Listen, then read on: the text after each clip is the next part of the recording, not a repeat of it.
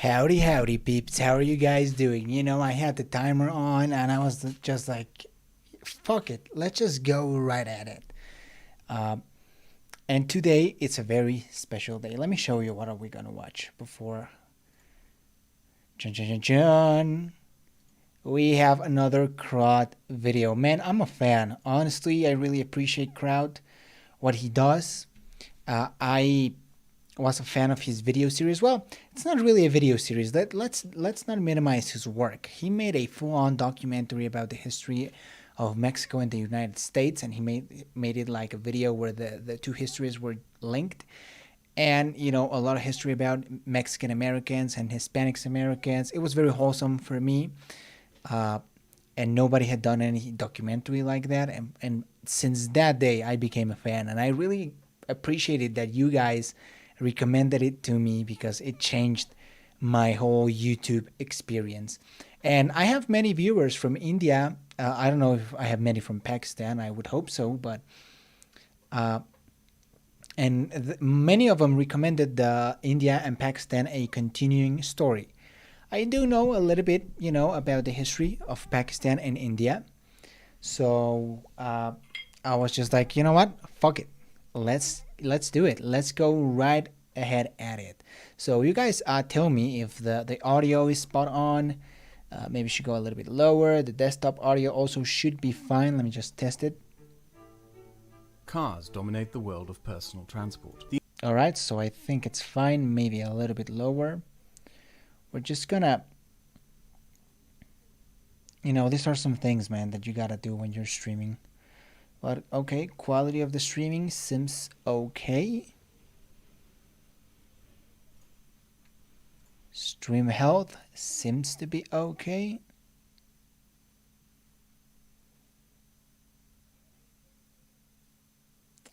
Yeah, we're good.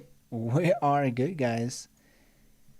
So in order for me to do it, let me change the view a little bit. One of my many passions is Scotch. And, it's just something that I really like. Sorry to all the bourbon fans out there or the Tennessee whiskey fans out there. But, Scotch is kind of my thing. So I have, nothing too fancy. Johnny Walker, right? But I don't know if this is against the YouTube's terms of service. I hope not. It's just drinking Scotch. Of course, on the rocks, as it should be. Oh, that's a little bit too much. Well, maybe more.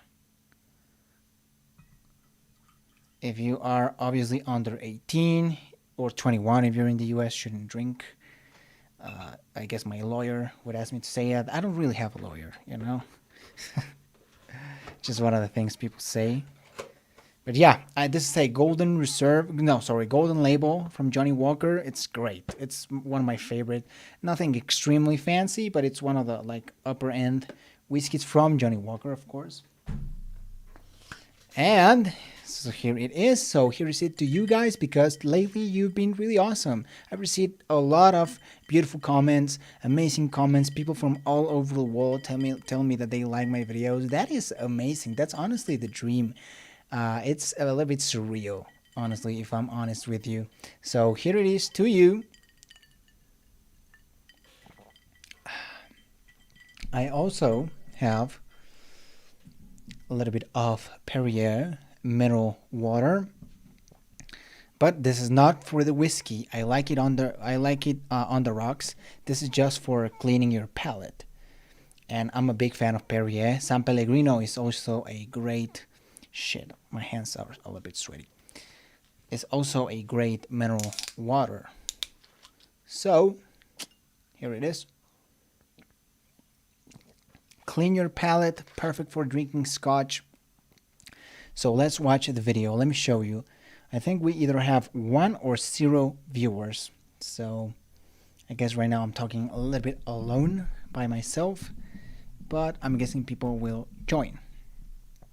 So, guys, without further ado, let's watch. The industry sectors built around them are so large that Oh, they man. are their own category of geopolitical power players. I For the am first half excited. of the 20th century, the Americans dominated that market. They invented the concept of the assembly line, at which the car could be put together out of small parts stored at factories, making said car cheaper for an even larger market. Then came post-war Japan. In the 1960s, they invented a new manufacturing approach called just-in-time production, or demand-dependent production. Instead of having every part of every vehicle Oh yeah, I made know and about stored this. in the same factory, all parts were made separately in different factories by different competing businesses around the country according to demand. The decentralized yet coordinated system lowered production costs as well as surplus costs. This system was so efficient it made Japan the biggest car manufacturer in the world by 2000 and was copied by everyone else. The reason it worked so well is because Japan is one of the best internally integrated countries in the world. At the core of a functioning economy lies the supply chain, which is the chain a product or resource goes through to get from supplier to producer to the customer. The aluminium goes from the mine to the plant, to the harbor, to the ship, to the engineer, to the assembly line, to the ship, to the customer. For that process to run smoothly, what you require is a good internal integration. The less barriers, the smoother the Hello, supply chain Avery runs, the more Tharp. efficient the Hope I'm production pronouncing your process. name Japan correct. has some of the best Thank you for infrastructure joining in the us world, on the some of stream. the best educated supply chain management in the world, and the foreign policy built on eliminating trade barriers, allowing for suppliers. And this is totally related to history, by the way. Back when I was in college, I used to learn a lot about this, and Japan was used as an example. The historic isolation of Japan basically made them integrate their own country. Plus, geographically, Japan, it's kind of fucked, to abbreviate it. And so that forced them really to integrate their country really well. And this, I knew about the cars specifically because, again, I was learning about supply chains and whatever. And yeah, it changed the car industry a lot. You could make cheaper cars, you could make cars faster, you could make cars more efficiently. You're not only building on one industry, but you're building on multiple industries, right? The tires, the aluminum, the steel, the rubber, like it's a lot. It's a whole lot. Manufacturers and customers to be smoothly integrated into one functioning system. Internal integration is important to business management. Yes, which exactly. Is why many who study economics study to become supply chain managers. And the process of internal integration is also important to the functioning of a state. Nations, however, face a far greater challenge in internal integration than just economic. France is not French. There are dozens of languages spoken in France by various unique cultures all around the country. The language we know as French evolved out of the use of Latin in urban centers of administration under the Romans. This intertwined with Gallic dialects over the centuries, developing a Gallo-Romanic language family. But also saw new Germanic languages arise. Gosh, I love European history. In Brittany, people kept speaking Breton, an old Celtic language that has more in common with Welsh. Gascon, Lotharingian, Catalan, Basque, and Corsican are all languages that were widely spoken in regions of France and still are. For most of its history, this didn't matter, as France... I think I'm gonna love this video too. We have a It's king. pretty The good. king is absolute. Kraut He rules all always of you because delivers. God says so. Then came a change in management. And with that change in management came... My man need to always, find a new always, way always of holding delivers. all of this together, despite its differences in culture, language, and peoples, for which the new management chose a policy of lingual integration. French, as previously spoken mainly in urban centers, became the central language of administration, academia, and culture. We are French because we all speak French, and through being spread across lingual barriers internally integrated what we now know as France. Internal integration is not always possible. An island can't rule a continent. It can also fail. Declaring someone part of a union doesn't make it so, just because you wish for it. And there is no geographical Ireland. region that is as badly integrated internally as the Indian subcontinent. Shit. The landmass we now know as India drifted away. Oh, he's from gonna the go African really continent far 90 back. million years ago and crashed into Asia around 50 million years ago. The And it Himalayas. keeps pushing itself into it, creating the world's largest mountain range, which for its part drastically reshaped Asia. The mountains prevent rain clouds from the Indian Ocean from reaching Central Asia, consequently causing the vast steppes and deserts there, as well as generating an annual rain season known as the monsoon. The constant downpours and glaciers of the Himalayas cause caused several rivers to flow from them into the Indus Valley and the Brahmaputra plains. The Indus, the Jhelum, the Chenab, the Ravi, the Beas, the Sutlej and the Saravasti. This large river landscape combined with large flood zones made India, just like so many other large river delta regions, an ideal place for early agriculture-based settlement and civilizations, which culminated in the Indus And Valley the Indus, yeah, civilization. Across one of the first subcontinent, civilizations many out there. independent kingdoms formed around the river cities. By 600 BC, known as the 16 Majapadas, mainly situated along the Ganges River Valley.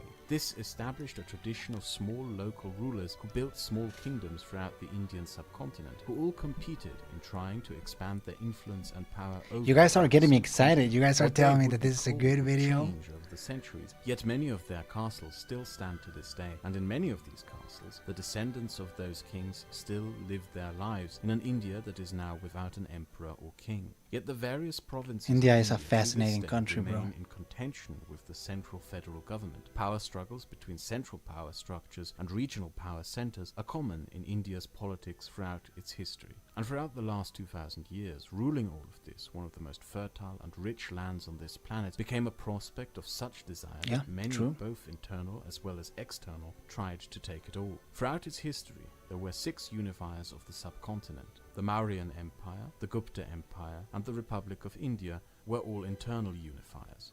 The Delhi Sultanate, the Mughal Empire, and the British Raj were of external origin. Before the British, those who sought to invade the Indian continent always came through the same region. At the Himalayas' westernmost tip, at the Badakhshan Highlands, the impassable Himalayan mountain range gives way to smaller ranges such as the Hindu Kush Mountains, from which the land gradually flattens out into fertile plains in Afghanistan and Persia. This corridor is the main route through which outside conquerors, be they Persian, Alright. Mongol, but mainly Turkic, launched their invasions of the subcontinent. It, therefore, comes as no surprise that this region, which today is split up between Pakistan, Afghanistan, Hello, Iran, India, Bear. Turkmenistan, Oh, I'm sorry, I can't Uzbekistan, pronounce any of your Tajikistan, guys' is of vital name. interest in I'm the such an security idiot and when it comes trade to of language, inhabitants but of the hello. Indian subcontinent, Thank you and for therefore joining us. Still a source of conflict. The British, as always, came by sea, initially not as a nation, but as a company to establish a trade factoria to build networks for goods. They were, however, not alone. After the French were kicked out of India, the East India Company took French possessions as well as the lands of Bengal, whose ruler had sided with the French and lost. The British created the Bengal Presidency, and from there started a process of gradually taking control of the entire subcontinent. They did so by taking advantage of conflicts between the Marathas and the Mughal Empire, Persian conflicts with the Mughals, and established a system of tributaries. This colonial rule of India was, however, very different from all previous and other entities that had united India. It was first and foremost managed by a corporation, namely the East India Company. Where previous conquerors had made the subcontinent their new home, the East India Company was there to profit and take its resources. I mean, and it was a wealth to company at place the end on of the day. other side of the globe. This corporate, profit-motivated rule was ruthless, cold, and brutal, with close to little regard for the needs and well-being of those subjected to it.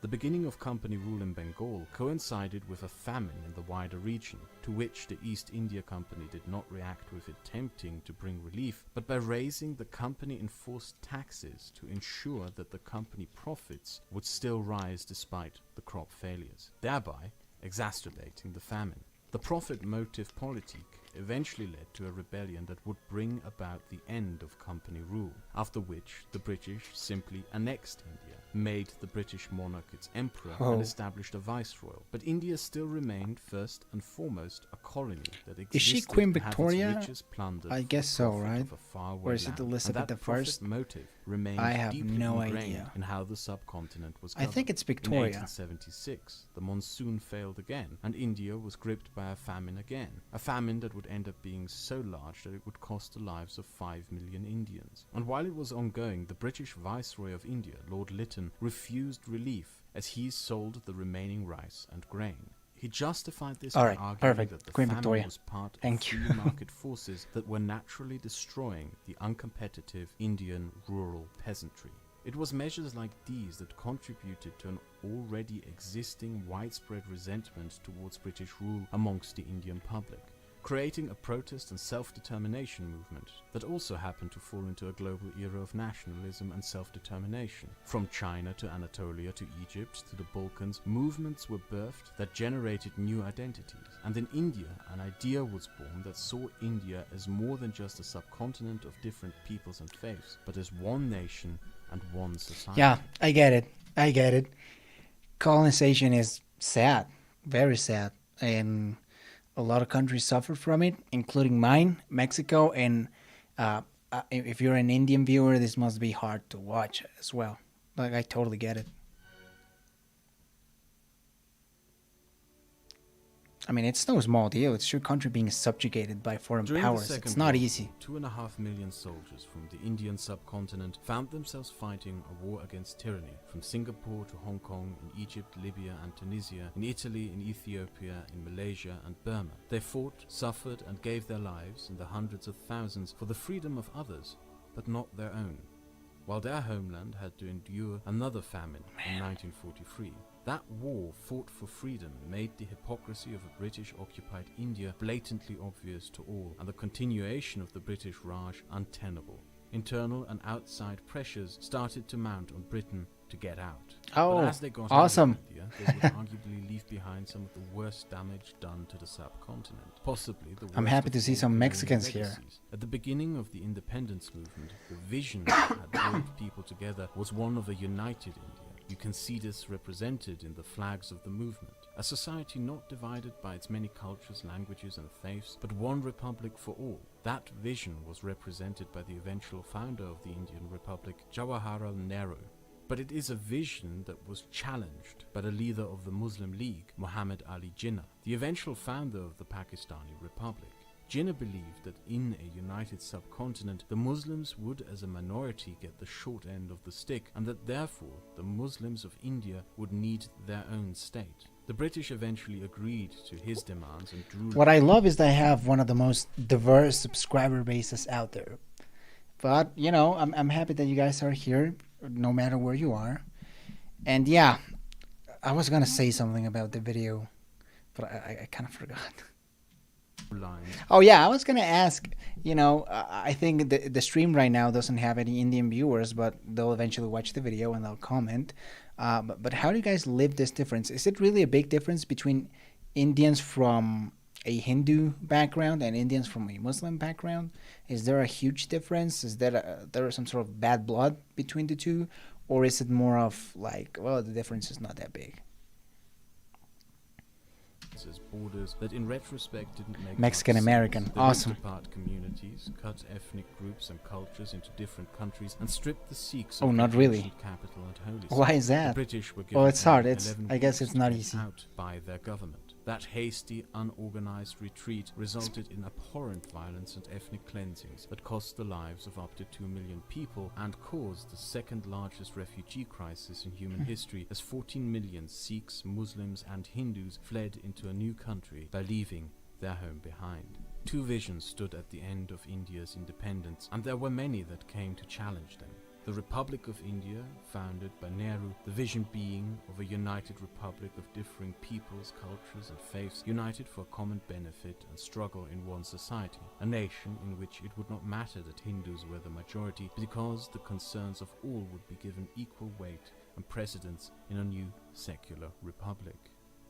The Republic of Pakistan, which is easily confused today for being intent as an Islamic state. But that was not the vision of its founder Muhammad Ali Jinnah. Jinnah's ideal was what he had seen in Ataturk's Turkey, the creation of a new modern national identity, in which the peoples would be Pakistani first, Muslims second, and although mostly Muslim, it was supposed to have a place for those who were not. The Pakistani Republic started with a Hindu Minister of Justice, who presided over the first constitutional session, meaning that his signature, the signature of a Hindu, was the first. I think there's also a lot of Sikhs in India, the right? Indian Republic also started In Muslim Pakistan. members of government, but both the visions also were in India. challenged from Islamic extremism in Pakistan to Hindu fanatics in India, and in one of the two, the founding vision would die soon after the Republic's founding. In Pakistan?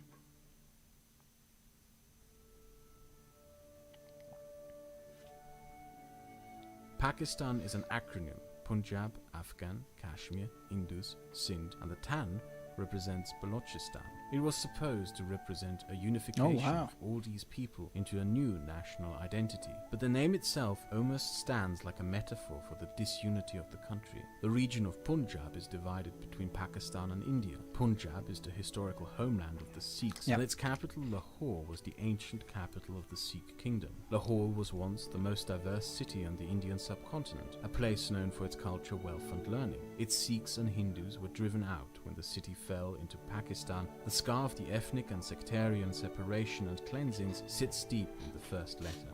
The borders between Afghanistan and Pakistan were drawn not by Jinnah or by the Afghans, but by the British after attempts to conquer Afghanistan. It is called the Durand Line, named after a British colonial administrator. And just like all the other colonial the British really messed up. Colonial administrators everywhere in the world, it is a disaster that makes close to no sense. I mean, they screwed up borders right here. They screwed up the borders at the Sykes-Picot with the French. And then, Africa too is kind of, very messed up. And I don't want to sound like I'm putting the blame on a specific country, but, not the British from the present, but the British from the past. So, drawn after an Afghan-British war to determine... I mean, how many conflicts have been born out of this? It cuts straight through Pashtunistan. The Pashtun people were historically never part of the Indian subcontinent, but of Afghanistan. This loose There's a great documentary about Afghanistan by the real-life lore. Worst internal conflicts. Kashmir is for most not even part of Pakistan, so the country is partially named after a part of the country that isn't even part of the country. The Indus River is the most important lifeline of the Pakistani nation. It's also important to the founding of a new national myth, as it is the region where the first Indian civilization came to be. There is no ancient historical reference point for any nation that one could call Pakistan. And the Indus River, as important as it is for the Pakistani economy and life, is also one of the country's biggest strategic liabilities, because the origin of the river is in India. More on that later.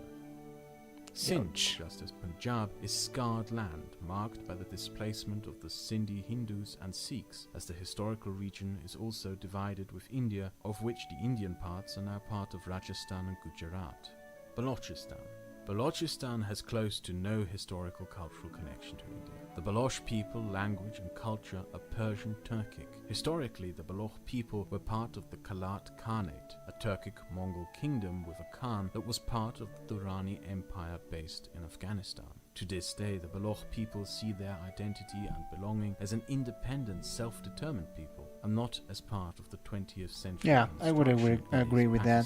And then there's also what's missing. Especially, it's hard for India because it was controlled by the British East India Company. Is that the name? Oh, okay, man, I don't know if I'm pronouncing all these names correctly.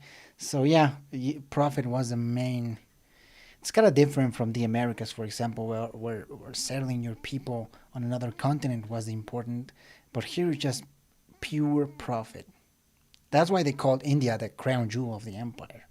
When Pakistan was founded, it was a divided nation between West and East Pakistan. When Ataturk founded his republic, he built it on the... I want to watch the Turkey video. I know there's a video in Turkey. Jinnah attempted the same, chose Urdu as the national language, and attempted to create a national identity based on the cultural practices and identities of the Muslims of the western part of the subcontinent. The people of East Pakistan, however, are Bengal. They speak Bengali. Their culture was different. And as Pakistan made no space for them, disintegration was furthered by the enforcing of a foreign language, foreign culture, and foreign rule upon a people. The cracks in the Pakistani Republic appeared within the first years. Its first Hindu minister, meant to show that there was a place for a Hindu in this state, left the country in protest, proclaiming that it was no place for non-Muslims. Within 2 years, the Pakistani constitution was amended to declare government office an Islamic duty, excluding non-Muslims from many offices. And in 1974, those cracks were widened when the Second Amendment to the Pakistani Constitution was passed, which declared Sunni Islam the only recognized faith of the state. Well, he already explained it, so we don't really need to thereby read it. declaring all Shias, Ahmadiyya, and Sufis to be apostates, and also enshrined non-Muslims in the state to not being people with inalienable rights and fellow citizens, but merely as tolerated outsiders. The last shreds Jesus. of what the initial vision for the state was came crashing down in 1977, when during a military coup, Zia al-Haq seized power. We started off from a point which, in my opinion, was most pertinent from the point of view of impact on the society. And impact on society, in my opinion, is from laws which look a little stringent.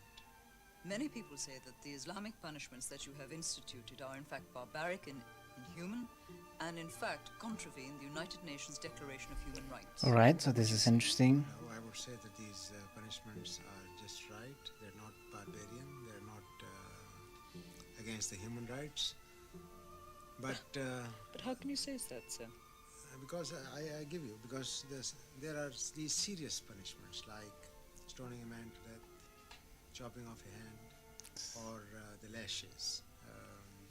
That sounds very barbarian to me. Lashes are also being administered. Well, yeah. It's interesting how religion plays a part on these parts of the world. Well, I guess here in the Americas too. Like, I remember, I don't know who told me, but someone told me when John F. Kennedy was running for president, one of the most important things, or one of the things that people talked about his presidency, is that he was a Catholic. I mean, that wasn't that long ago when you think about it. What, 60 years ago? And him being a Catholic was a problem. So, it'd be ignorant if I said that this didn't happen in this part of the world. Here in Mexico, yeah, I'm an atheist, and it's not always super easy being an atheist in Mexico. At least before. I think now it's starting to get a whole lot more accepted. But yeah, religion just plays a big part, and I don't want to judge. I don't want to judge anyone's culture. I'm not anyone to say if a certain punishment is barbaric or not. But we have human rights for a reason. I'm just gonna leave it at that. Scientifically. We filmed in Saudi Arabia a flogging which was just a tapping which was to humiliate. Yes. What is happening here is different. Yes, but what has happened here so far has not happened under the Islamic laws. It has happened under the martial law. How can you say that you don't contravene the Declaration of Human Rights if you stone somebody to death? Whoa, we are at 8 viewers. That's amazing, dude. That's crazy. Has the hand been amputated? Not yet. It will be. Most people would call that inhuman. Yes, but this is the way of life. This is the way of thinking. I think it is absolutely within the rights of human beings. Because if today we can reform the society by some stringent measures, I think it'll put them right. Is it reforming society? This is my way of thinking. Zia al-Haq made Sharia the law of the land, the cutting off of arms, censorship for media, a rape victim needing to provide free male witnesses to her rape or else she would be sentenced to death for adultery. It Oh is my one God. of only 2 countries in the world where a woman could be sentenced to being raped. Pakistan went through an extreme Islamization. The 1970s were a time of revitalized Islamist extremism throughout the Middle East, the consequences of which we still live with to this day. Throughout Egypt, Syria, Morocco, and many other countries, these Islamic extremists were locked into jails as the countries made attempts to somehow get rid of them. Religion is pretty hardcore, isn't it? By the way, thank you, Abysmal, for your comment. But yeah, it's... I never like to judge anyone's culture or religion because, again, people might judge my own culture and lack of religion. But I also stopped taking part of religion because I just didn't agree with a lot of what the Catholic Church, in my case, did or said, right? I always been a fairly liberal person, and the Catholic faith is very conservative. I have no experience with the Muslim faith or culture, but as I'm seeing on the video, it seems that it's pretty conservative too as well. So it's tough. It's tough. Of them. Zia al-Haq imported these people that other countries were trying to get rid of because he saw them Oh, you as were the born an foundation for atheist. building a new Islamic conservative That's cool. nation. The consequences of this decision were catastrophic. Are you from Are you from West Germany though? I think that's the most atheist part of Germany, isn't it? Or I know, maybe I'm mixing the East and West Germany. Well, it's still one Germany, right? But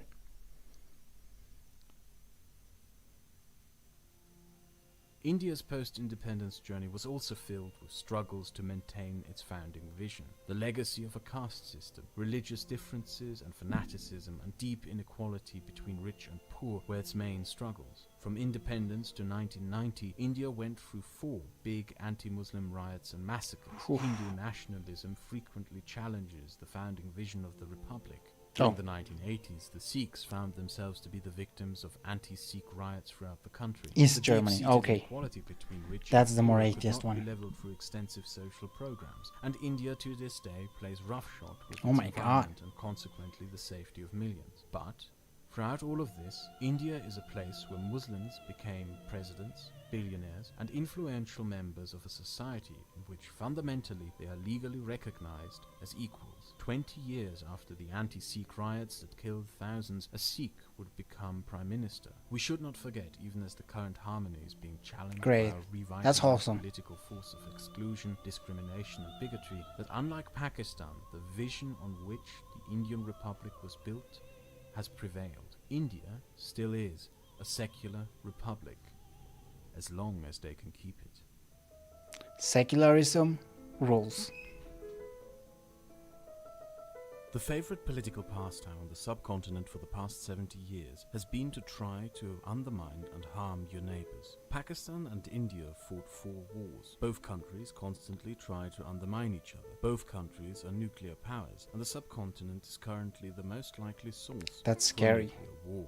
Most wars have been fought over the region of Kashmir, a Muslim-majority province that used to have a Hindu king. Pakistan lays claim to it because of its Muslim majority, and India because the Hindu king ceded the province to India. In 1962, China invaded to take the northern part of Kashmir from India, which it did to secure its Himalayan borders. And that intervention sort of reveals the actual reason for why there is conflict in that region. Because most Kashmiris, when polled, don't want to be either part of India or of Pakistan.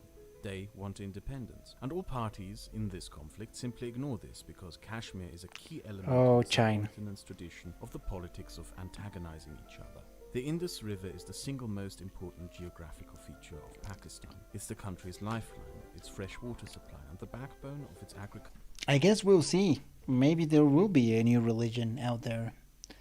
I guess there's new. I don't know. I've heard there's multiple new religions. Some are more serious than others. Some are not serious at all. But I don't know. I think atheism is growing real quick. Here in Mexico, atheism is growing incredibly fast, primarily on the younger generation. And in America, I think that's the case too. Culture and population centers. However, the Indus does not originate in Pakistan, but in Kashmir. So do the 3 most important tributary rivers to the Indus as well, the Jhelum, the Chenab, and the Sutlej. 4 of the most important rivers of Pakistan have their origin in Indian-controlled land. I like For the you to music. understand the significance of this, here's a brief intermission on rivers. Rivers are great suppliers of fresh water and nutrition. Rivers are also great borders. That They also limit create good expansion farmland. significantly. And rivers are a great means of transportation. This means that nations that have rivers running through them can project power downstream along the river. Yeah, In short, that is true. if you have a river running through your land, The you are Mississippi. at the mercy of those upstream. And by controlling Kashmir, India can project power down 4 major rivers into Pakistan. India is Ah, currently okay, so that's why constructing Kashmir is several dam important. projects, not just for hydroelectric power, but to divert drinking water away from Pakistan. This is an extremely precarious situation for Pakistan, which in return does anything it can do to destabilize Kashmir as Oh, much as damn. possible. On the other hand, India can also not allow Kashmir to fall into Pakistani hands, since the hills and lowlands of Jammu lead straight into the population centers of Indian Punjab. Both sides hate each other too much to give up a strategic advantage over the other. The conflict over Kashmir is therefore not really a religious conflict, but a conflict over strategic positioning over the other, and Kashmir finds itself It's a political squeezed move. between It's just a them to this political very move. day.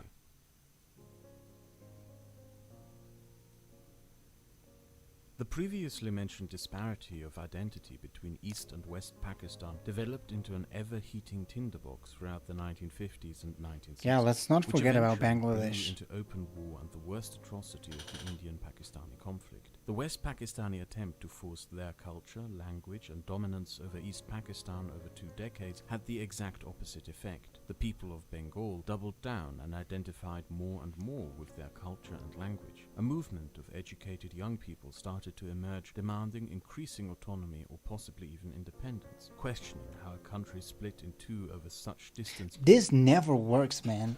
When you force a culture like that, it's gonna have the opposite effects. It makes me remember when the French invaded Mexico and they tried to promote French, and it only made people feel more Mexican. By this time Mexico was a fairly new nation, so it could have happened. We could have learned to speak French. We could have been French, but nope. It had the opposite effect. We rebelled. We grew stronger. We grew to hate foreign domination, and it's the same thing. It's like a little chain. India was dominated by the British, Pakistan was dominated by India, and then Bangladesh is dominated by Pakistan. Like, there's always someone above you. There's always someone to be angry at. Could even continue. Pakistan responded with the establishment of Islamist militias through the Islamic fanatic party Jamaat-e-Islamiyah, making lists of intellectuals and educated Bangladeshis, and then conducted a purge of society. University professors, university students, lawyers, judges, politicians, doctors, high school teachers, engineers, and anyone with a resemblance of education was hunted down and murdered, together with thousands more of innocent people. We do not know the number of how many were killed. The estimates range from 300,000 to 3 million. This Bangladeshi genocide of 1971 would go down as the worst atrocity in the post. There's a lot of genocides that in the resulting don't get fighting, mentioned the this Indian often. Army eventually intervened on the side of the Bangladeshi independence movement, helping Bangladesh achieve independence. But the consequences of what happened in 1971 still show their effects to this day. Brain drain is when a country's best educated leave for better prospects abroad. That process harms domestic society and culture. Totally. Bangladesh, however, suffered not just a brain drain, but a brain extermination at the hands of the Pakistanis. Entire generations of educated people were murdered, leaving a massive... Man, I love Kraut and his which videos. in return reduced the spread and quality This is of education in Bangladesh. quality content. Bangladesh to this day struggles with extreme poverty as a result. An estimated up to 30 million Bangladeshis work illegally in India to escape the extreme poverty at home. And relations between India and Bangladesh are frosty at best, as can be seen by the longest border wall in the world, which India built between it and Bangladesh.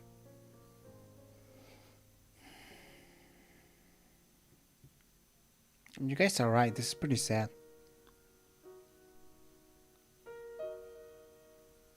And of course... Terrorism is the dumbest game a country can play. And if you play stupid games, you win stupid prizes. Every single time a government believed that giving weapons and support to a group of fanatical ideologues who are willing to kill for their It's never delusions good. was a It's good never idea, good. it backfired. But for some reason, the people of the Indian subcontinent don't learn that lesson, even though they won the resulting stupid prizes for 50 years. And nobody plays that stupid game as much as Pakistan. But why? In the 1970s, a splinter group of the Indian Communist Party known as the Naxalites split off from the party. Yes, I know you thought that I would be talking about the Taliban, but there is something you most likely don't know unless you are from India. The largest terrorist organization in the world isn't Islamist. Neither is it nationalist or right-wing. The largest terror group in the world is a communist terror group in India called the Naxalites, with between 10,000 to 30,000 I'm ready. I'm members. waiting. It's the largest in the world, most active on the eastern coastline of India, where it engages in attacks on government institutions, the police, businesses, the murder of politicians, police officers, and business owners. They came into existence during the 1960s, when they were largely supported by Mao Zedong to destabilize India. But after Mao died, it was Pakistan that jumped in to supply weapons and supplies with the sole purpose of destabilizing India. There's no ideological alignment. If you were to try to be a communist in Pakistan, you will most likely end up at the end of a rope. But the Naxalites were a useful tool to keep India in trouble. Within the area in which Naxalite terrorists are active, a substantial amount of India's aluminium, steel, iron, cement, and other resource I'm shocked, industries. especially because I haven't heard of this the group. Naxalites attack these industry plants and mines, disrupt the economy, and are the main reason for continuing economic underdevelopment and lack of industrialization in East India.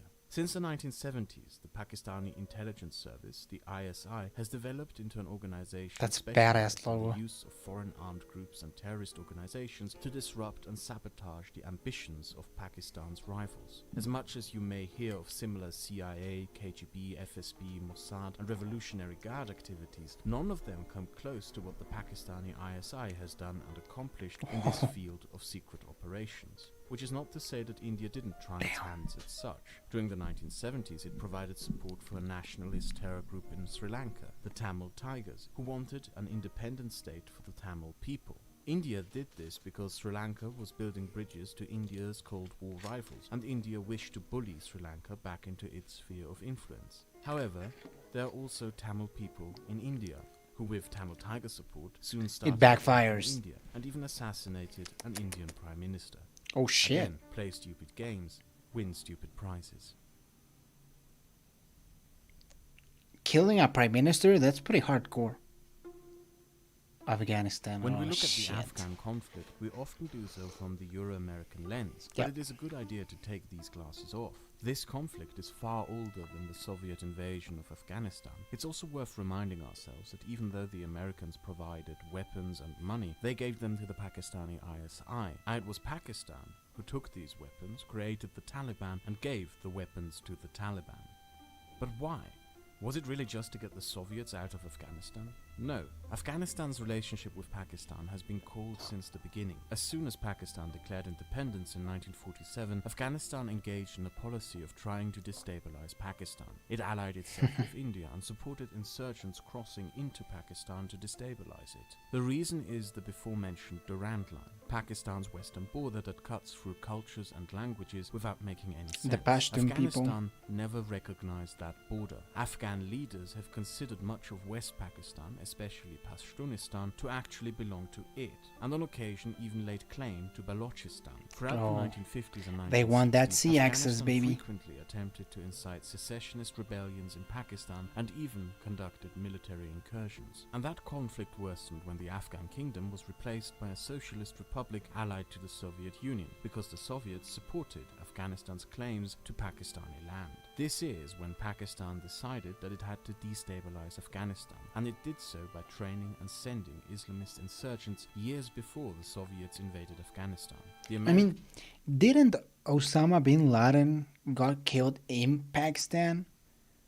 You know, if you guys know better, you know, maybe you can tell me. themselves in something because it was at the time directed against the Soviets, but had no idea of the wider implications, or that this was more a conflict between India and Pakistan than a Middle Eastern conflict. However, the stupid game Pakistan played to secure right. their I national think so too. sovereignty won them an extremely stupid prize. Islamism doesn't care about national sovereignty or borders. Once the Pakistani-backed Taliban secured power over Afghanistan, they turned their attention elsewhere. They launched a terror campaign against Iran, whose Shia population they considered to be infidels. This soured relations between Pakistan and Iran, but also turned their sights on Pakistan, creating an offshoot there that started terrorizing the Pakistanis. Pakistan, however, keeps continuing its support for terrorist organizations that destabilize Afghanistan, even though those in return support organizations that destabilize Pakistan, because a stable Afghanistan that can assert itself on the international stage is a threat to Pakistan's sovereignty and potentially its very existence.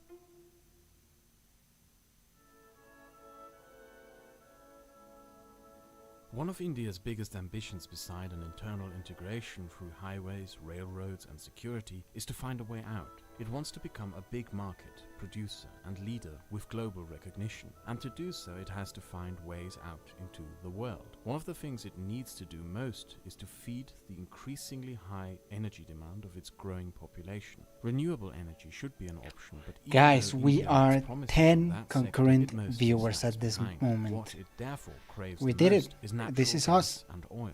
And not too far away, there's a lot of natural gas amongst the stands. Tajikistan, Uzbekistan, Turkmenistan and Kazakhstan sit on some of the largest natural gas reserves in the world, and all of them are eager to sell. Russia, unfortunately, has enough of its own. Europe has several obstacles in the way. The Middle East has its own. There's a large desert between it and China, so the ideal destination would be India. It's India. Remember that corridor which most invaders of India used to use? That same corridor But is Pakistan now one controls of India's it. biggest interests to get out into the world. I mean, the Both corridor. India and the Central Asian stands want to have closer ties. 70% of India's energy comes from abroad, which is why India would like to be able to buy gas from the stands. The stands, for their part, are landlocked nations who would enjoy a route to the sea, something India could provide. India and the stands have very warm diplomatic relations, as both sides see nothing but benefits in an internal integration and closer ties. India would be Central Asia's gateway to the world, and Central Asia would provide energy and markets. However,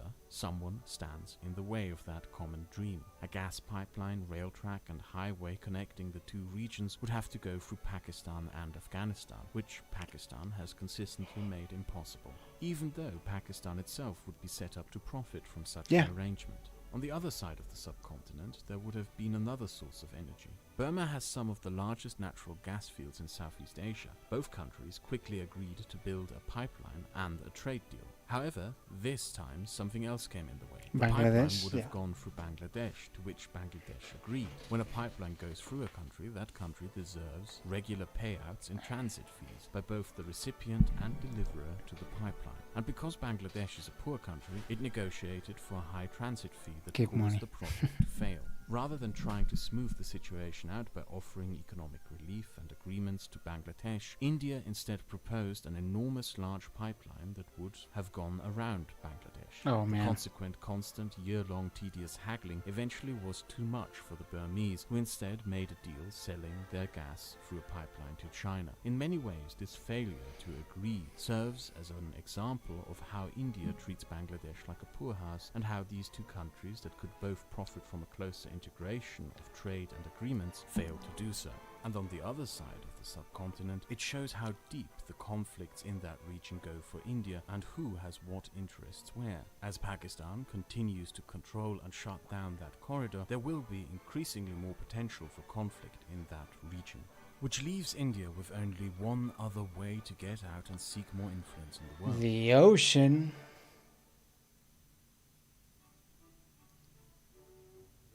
With 7,516 kilometers or 4,671 miles of coastline, you would imagine that India is the unquestionable power in the Indian Ocean. However, that is not the case, and you will soon see why. One thing that can be said with certainty about India in the Indian Ocean is that it is in a better position than its rival. Pakistan has 1,050 kilometers or 650 miles of coastline. Its coastline might be closer to the important ports of the Gulf. However, most of that coastline is in Balochistan, a rebellious province with armed insurrections and a struggle for independence. The Baloch coastline is also believed to contain natural gas fields. Pakistan's solution to try to keep this coastline and internal security within Balochistan is an extremely risky one. They outsourced the problem to the Chinese. They sold the natural harbors to China. Well, yeah, that is risky. Highway from Kashgar to Gwadar, connecting the isolated western Chinese regions to the Indian Ocean. This may bring investments, but is also extremely risky for Pakistan,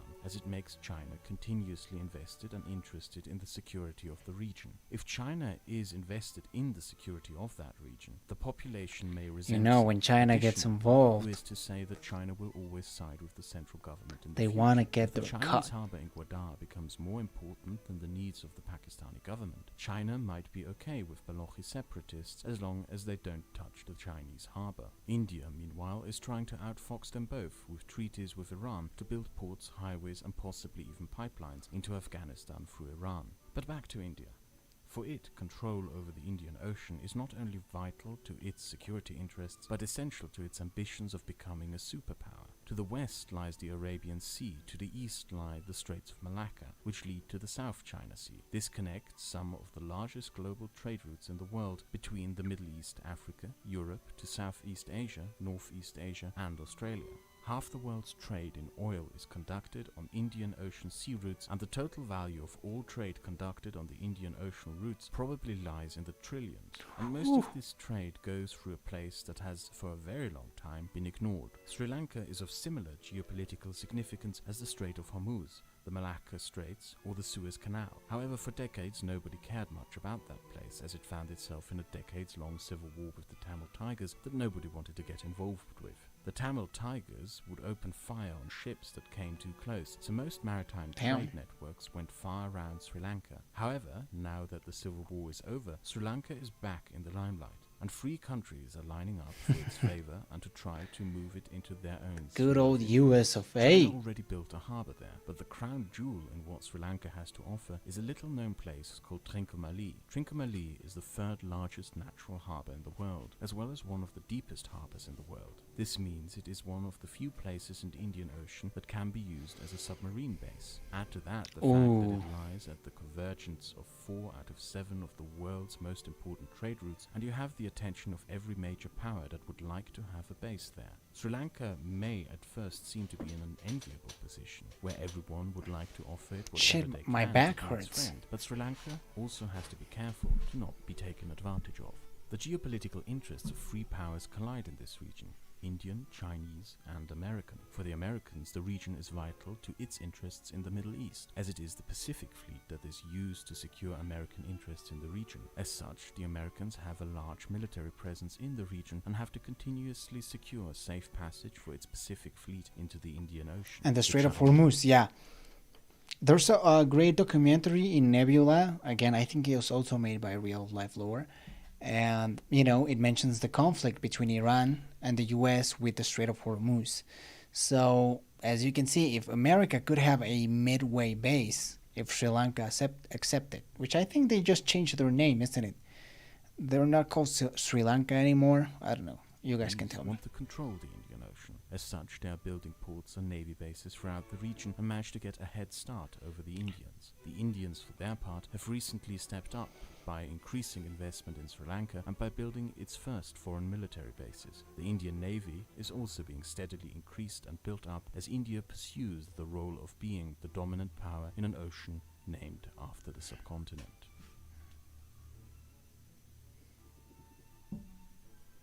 Only 4% of India's exports go to its direct neighbors, and only 0.5% of its imports come from there. Despite founding SAARC, an organization for trade and cooperation for the Indian subcontinent modeled on the European Union, the countries in it were unable to overcome geopolitical differences and conflicts to build an internal integration of trade and supply with common interests among nations on the subcontinent. This is a hard start for a country in the world stage, as it requires it to go out and find external integration with foreign trade partners and allies. In that pursuit, India has some great advantages. It is seen, and by and large is, one of China's biggest regional rivals. As such, India is the place to go if you seek to find a partner to work with within competition to China. Its role as a country fighting Islamic terrorism and being a geopolitical rival of China resulted in ever-increasing and closer ties to the United States. Yeah, maybe it in isn't. Seeking outside markets, one of its closest friends has been Japan, with who they attempted to build a maritime trade network. Yeah, maybe I got confused with that one. China. India is also an outside quasi-observing member of ASEAN, with the intention of establishing an East Asian to India trade corridor that could rival China. It is also building ever closer ties to Australia by forming an organization for the surveillance and safety and control of the Indian Ocean. India started building ever closer ties to Israel, with common strategic and military interests. Israel provides military training. Yeah, I probably got confused with the Sri Lanka name. But India has been working real hard to, work on those international relationships. And support Didn't President Trump did a rally inside India? in anti-terror tactics. I think I saw it on the its news. largest arms deal with India, where Russian Kalashnikovs are being phased out and replaced by Israeli weapons. This close and ever-increasing military cooperation between Israel and India is largely unnoticed by the world, and even more curious when you keep in mind that India has a close relationship with Iran, which is mainly due to Iran's relationship with Pakistan being icy at best. And in Europe, India is building ever closer ties with France, while retaining a friendly relationship with Russia. So of all countries of the subcontinent, India has They one of the are easiest working foreign hard smart, bro. positions to be in. It's welcomed practically everywhere and has many things to look forward to. Pakistan has a far harder time on the global stage. When it gained independence, its founders, in a very smart move, allied the country with the United States. Both the Soviet Union and India wished to undermine Pakistan and possibly even have it dissolved. Allying with the United States gave the country a security shield against that. But its consequent foreign engagements have greatly isolated Pakistan and damaged its reputation in the world. The destabilization of Afghanistan through Islamist militias had far-reaching consequences. One of the first things the Taliban did after they captured Kabul in 1998 was to storm the Iranian embassy and massacre its staff. This was only 20 years after the Iranian hostage crisis, so most of the world reacted with a, well, how do you like it when it's done to you? And forgot about it. But it is important to remember. No, it's not. I mean, it's not funny, were but just as brutal as its modern offshoots, launched a campaign of extermination against the Shias and conducted terrorist attacks in Iran. All of it hello, supported welcome by guys to the Islamic stream. State, and with such brutality Thank you so that much, Iran almost Dio. invaded I hope I'm Afghanistan pronouncing that themselves correctly. Between 1998 and 2001, the Iranians have neither forgotten nor forgiven the Pakistanis for their role in all of this, and prefer working with India instead. When the Americans came to Afghanistan, the Pakistanis offered themselves as trusted allies in that conflict. However, the money and weapons the Americans gave to Pakistan were used to enlarge the Pakistani nuclear weapons program instead, and much worse, to support the Taliban, who the Americans were fighting themselves. Continued Pakistani support for the Taliban and destabilization of Afghanistan caused an opium crisis and Taliban offshoots that destabilized Pakistan itself, and caused more and more anger towards it by the Americans, Afghans, and Iranians. But to the Pakistani leadership, a stable Afghanistan was a threat to its own security, so they proceeded, thereby, however, pushing Afghanistan more and more into India's sphere of influence. India is by now building infrastructure and training the Afghan army, and is the most likely country to take a leading role in that region once the Americans pull out. And it was within that context that the United States experienced one of their biggest diplomatic embarrassments in 2008, when Islamist terror groups conducted massive terror attacks with many casualties against the Indian embassy in Kabul and the Indian city of Mumbai. Oof. Years later, the Snowden leaks revealed what many had suspected. The Americans had started getting suspicious over their supposed allies years before, so they had started surveilling the equipment they gave to the Pakistanis to fight Islamists, and found that the Pakistanis were giving American assets to Islamic terror groups, and worse, that these American assets had been used Oh, in those man. terror attacks Yeah, against this India. didn't But age well instead at of all, bro. condemnation by India, what happened instead is a strengthening of ties between the two, as India offered a more reliable friendship. Yes. And through that, Pakistan lost its American friends, most of its influence in Afghanistan, and gave its arch-enemy more power. Pakistan even has trouble finding new friends. When it helped the North Koreans develop a nuclear program, Man, most of this East Asia turned backfires its back on them. completely. Even possible new friends such as Russia and Turkey turned their backs on Pakistan, since both these countries have terrorism problems and want nothing to do with countries that support terror groups, leaving Pakistan with only two friends, a Saudi Arabia, to which Pakistan is only as useful Oh, great. Great. You are one of the few Indian viewers that's commenting on the stream, so that's good. as its nuclear weapons program in relation to Iran's nuclear Oh, but it's weapons gonna program, end soon, and China, man. to which Pakistan is less of a friend, but more like a stick with which it can poke India. Pakistan's friendship with China is also strenuous, since most of the Islamic world is not happy about China's treatment of Muslims. And this consequently made Pakistan even Yeah, fewer that's friends in correct. the Islamic club of countries. In foreign policy, Pakistan stands alone and has the most difficult position on the subcontinent. It is distrusted and isolated and has to rebuild trust wherever it can. Going forward, these countries will face continuous Wow. challenges. India has ambitions of becoming a superpower, while being hampered by problems such as basic sanitation and catastrophic pollution at home. Bangladesh will have to find a way to overcome its crippling poverty. Sri Lanka will have to be careful to not be taken advantage of by outsiders who seek influence in the region through its advantageous position. And Pakistan is one of the most distrusted places in the world, for which it, however, has nobody else to blame but itself. Man, I am surprised at how isolated Pakistan really is. I mean, China, Turkey, Iran, Russia, the USA, like there's nobody out there that's sticking the neck out for Pakistan. And on the other hand, I'm also surprised how, how good India has relationships with, again, everyone.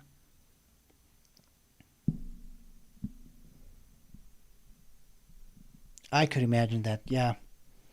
Usually, where the army has an important position, the government struggles to learn more. Common is that they look at external integration and outside solutions for Pakistan has a huge army. I do know that. Continuing a further disintegration. I mean, they have nuclear weapons. The Indian subcontinent is a place where all its inhabitants would benefit greatly if they could put their conflicts aside. But that, for the foreseeable future, is not going to happen, as the politics of antagonizing and conflict are set to continue.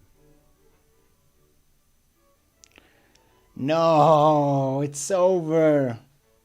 No, man. In the next video, we will be talking about Turkey in a 1 or 2 Ah, bro, that was good. That was really good. I really enjoyed this video. Now I don't know what to do. We have 9 viewers, which is pretty good. But should we watch another? What do you guys think? Should we watch more Kraut? Pakistan has never seen democracy. Well, this video definitely didn't give him a good view of their government. I'm sure the Pakistan people are very nice, but it's always the government, man. Yeah, I do think that they will benefit by some of the things that he mentioned on the video, like the pipelines. I think that'd be amazing.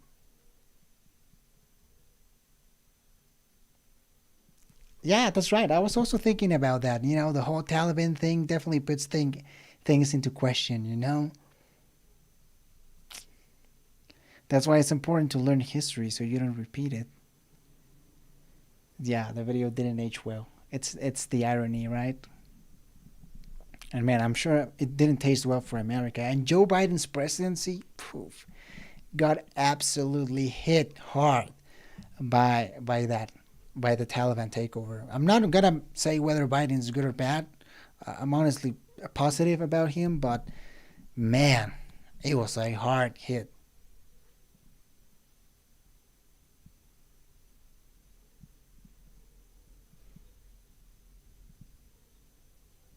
Yeah, probably not. If we're talking about an Islamist government, it's not gonna really have a friendly relationship with India, which means that, again, another pain in the ass when it comes to with terrorism, maybe blocking trade, not being able to build a pipeline between Central Asia and India.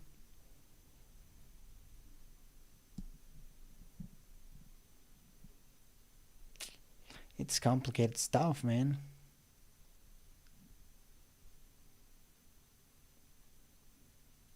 And this all leads to foreign intervention. I mean, foreign intervention, it really screwed with a lot of these countries. Well, I'm correct. With all of these countries. With Pakistan, with India, with Afghanistan.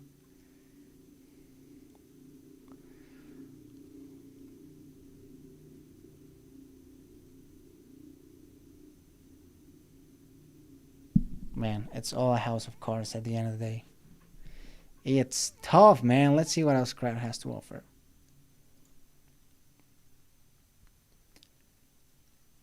The Turkish Century, from Hittites to Ataturk. I'm gonna watch this series very soon. Stay tuned, guys. I wanted to watch this. What Americans don't understand about public healthcare. How vodka ruined Russia. That's why I'm more of a Scotch kind of guy.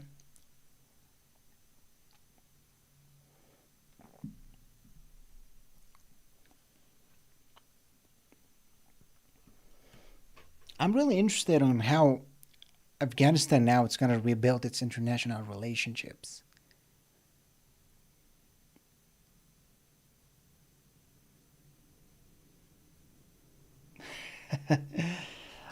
Should I?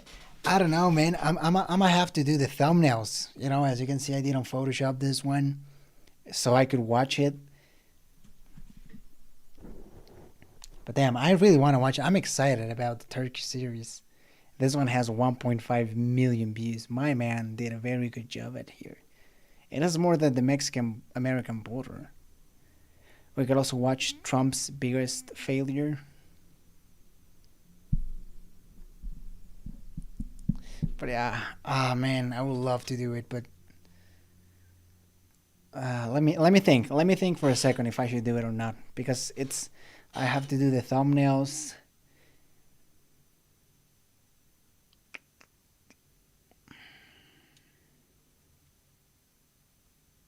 I don't know. What do you guys think? Shh.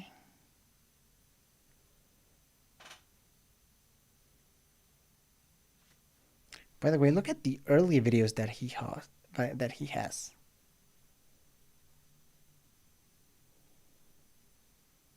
Embracing tyranny. Or is that? Yeah, we can check that one out real quick.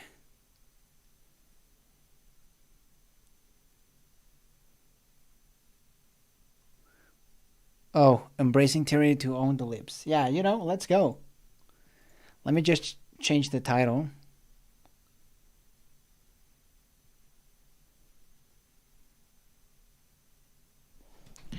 I would love to talk more about politics, but the thing is, when I uploaded the Black Lives Matter video, I realized that people are really sensitive about it. I thought people wouldn't get too sensitive about Black Lives Matter because, well, Black Lives Matter, right? I don't think that's very controversial, but no, I was wrong. People really took it the wrong way, and so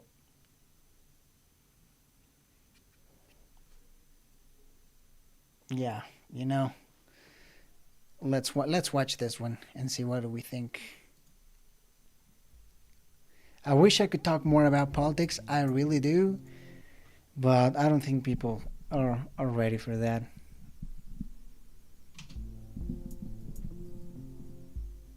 So this is Russia. About Russia, its politics, the state of its society, its president, which direction the country is heading.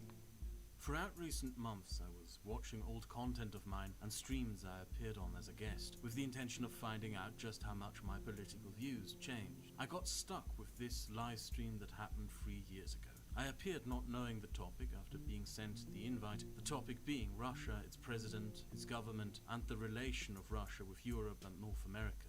And I stated my opinion, which I still hold to this day, that sanctions against Russia should not be lifted. And to my surprise, I found that everyone else disagreed with me. This was the first time that I had disagreed with other anti-SJW YouTubers on a topic. And there is something curious about this, something important for the SJW. No one else disagreed with me. This was the first time that I had disagreed with other anti-SJW YouTubers on a topic. And there is something curious about this. Disagree, so is... I found that everyone else disagreed with me. This was the first time that I had disagreed with other anti-SJW YouTubers.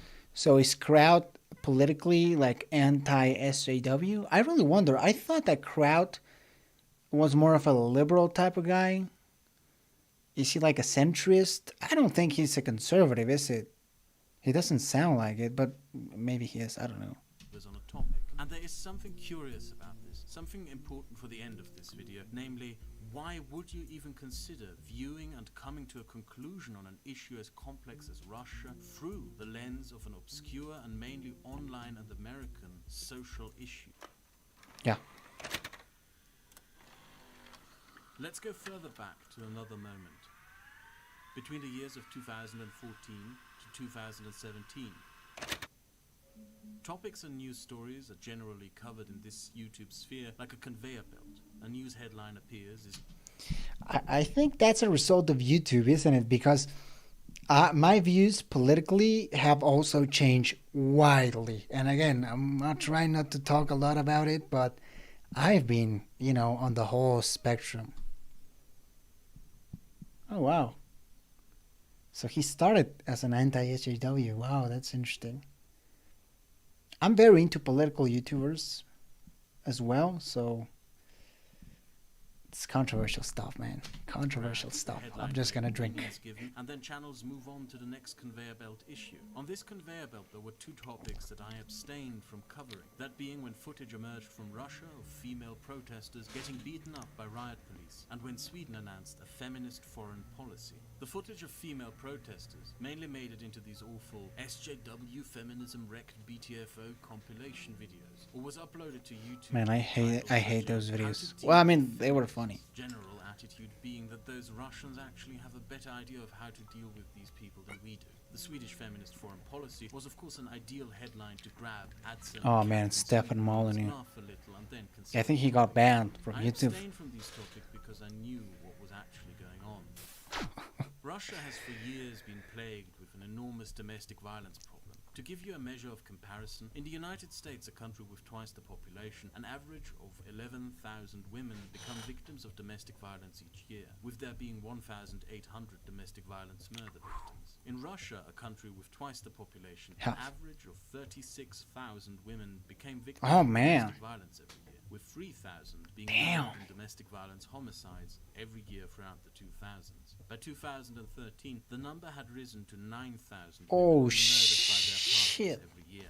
Under President Putin, Russian society Crap. pushed more and more to the political right in its social attitude. Yeah, Shaped it's by messed social up, man. climate strongly promoted by Putin's government. Traditionalist right-wing movements popped up throughout the country, promoting a vision of a resurrected, better, orthodox past. And within this climate, the same politician who had written, proposed and pushed through Russia's anti-homosexuality laws introduced legislation to decriminalize domestic violence. This might sound insane to you, but this political proposal was widely praised and supported in Russia. The Russian Orthodox Church being one of its biggest supporters, who declared that beatings were a mere blessing which can help No prevent way, death of man. the soul.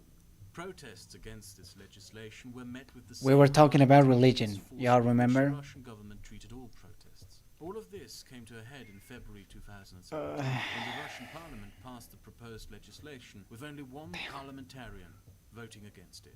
Its changes to the laws in Russia, domestic violence was no longer a criminal felony, but a mere misdemeanor, punished with just a fine ranging from $100 to $500, or 10 days of community service. If a victim of domestic violence wanted to press charges, the burden of collecting evidence would no longer be on the police, but on the victim, like in a civil court dispute.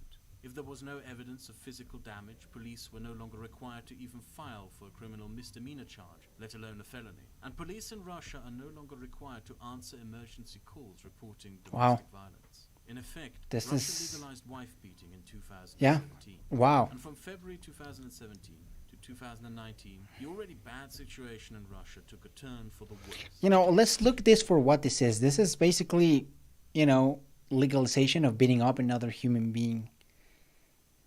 It's messed up. And this is Russia. This is not some conservative Muslim country in Africa. This is Russia, a European nation. The number of domestic violence victims every year in Russia rose to a staggering 600,000. Domestic Whoa, no shit, man.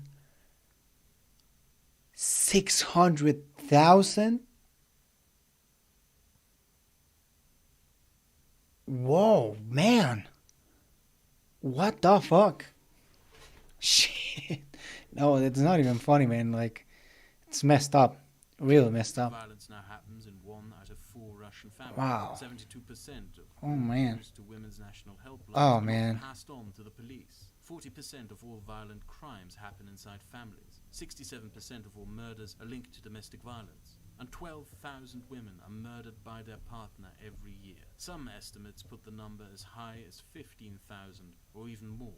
This means that in Russia, 38 women are murdered by their partner every single day. This is what you won't see on Russia Today, let alone from any of the other pro-Putin mouthpieces out there. Russian women live in a post-feminist society, highlighting their femininity and benefiting from it. We don't have to fight for our rights. The Russian government initially tried to deny these developments, claiming the numbers were fake and produced by Western spies, despite Man, the I'm fact that shocked. the numbers came from Russian institutions. I come from Mexico where, remember, Mexico is less developed than Russia. It's a country that's more religious than Russia. You know, the word machismo comes from Mexican culture itself. And the problem here is not as bad as that one. And remember, we're a less developed nation. So it's just shocking. It's Institutions. More and more people noticed I need that the another situation drink. got worse to such an extent that it could no longer be ignored. Even before decriminalization, some cases were so outrageous they made headlines, such as when a Russian news anchor beat his girlfriend into a coma by cracking her skull and then just dumped her lifeless body outside his house door. After decriminalization, the headlines filled with even more cases so outrageous that they couldn't be ignored. Women who had been assaulted by their husbands were forced to pay the fines for their broke, violent husbands in a twisted perversion of justice. A Russian actor beat his wife to death by smashing a piece of wood laced with nails into her face 69 times. In Murmansk, the autopsy of a 23-year-old revealed her husband had beaten her to death with A 23-year-old. kicks and punches. This is a young Russian man. police officer laughed and joked when a woman called her for help. If he kills you, we'll come examine your corpse, she said before my hanging God. up the phone. 40 minutes later, her boyfriend had beaten her to death.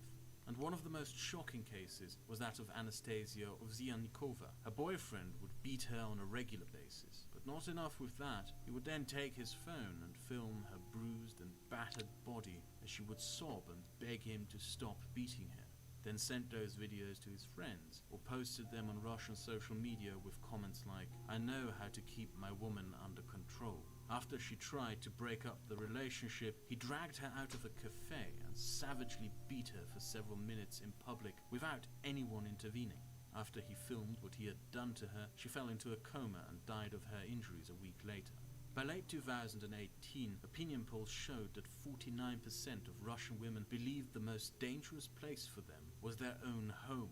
It is at this point possible that Russia Shit. under Putin has become Oh my God. place for women to live in Saudi Arabia and other Islamic Yeah, countries. no shit, yeah, absolutely. Wow. That's one hell of a thing for a society to accomplish. By December Imagine your country being worse to women than fucking Saudi Arabia.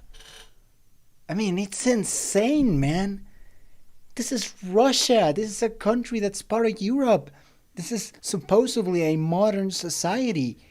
And you're telling me that your country is worse at treating women than the fucking country that just let women drive like 2 years ago? Shit, man. This is insane. Yeah, no shit. You were 100% right.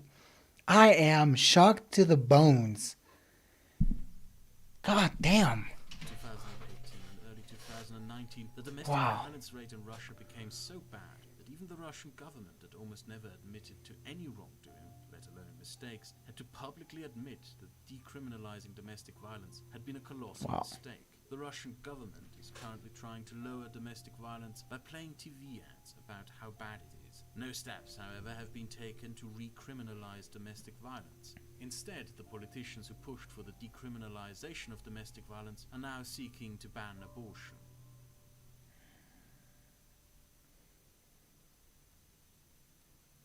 Damn. This is pretty hardcore stuff.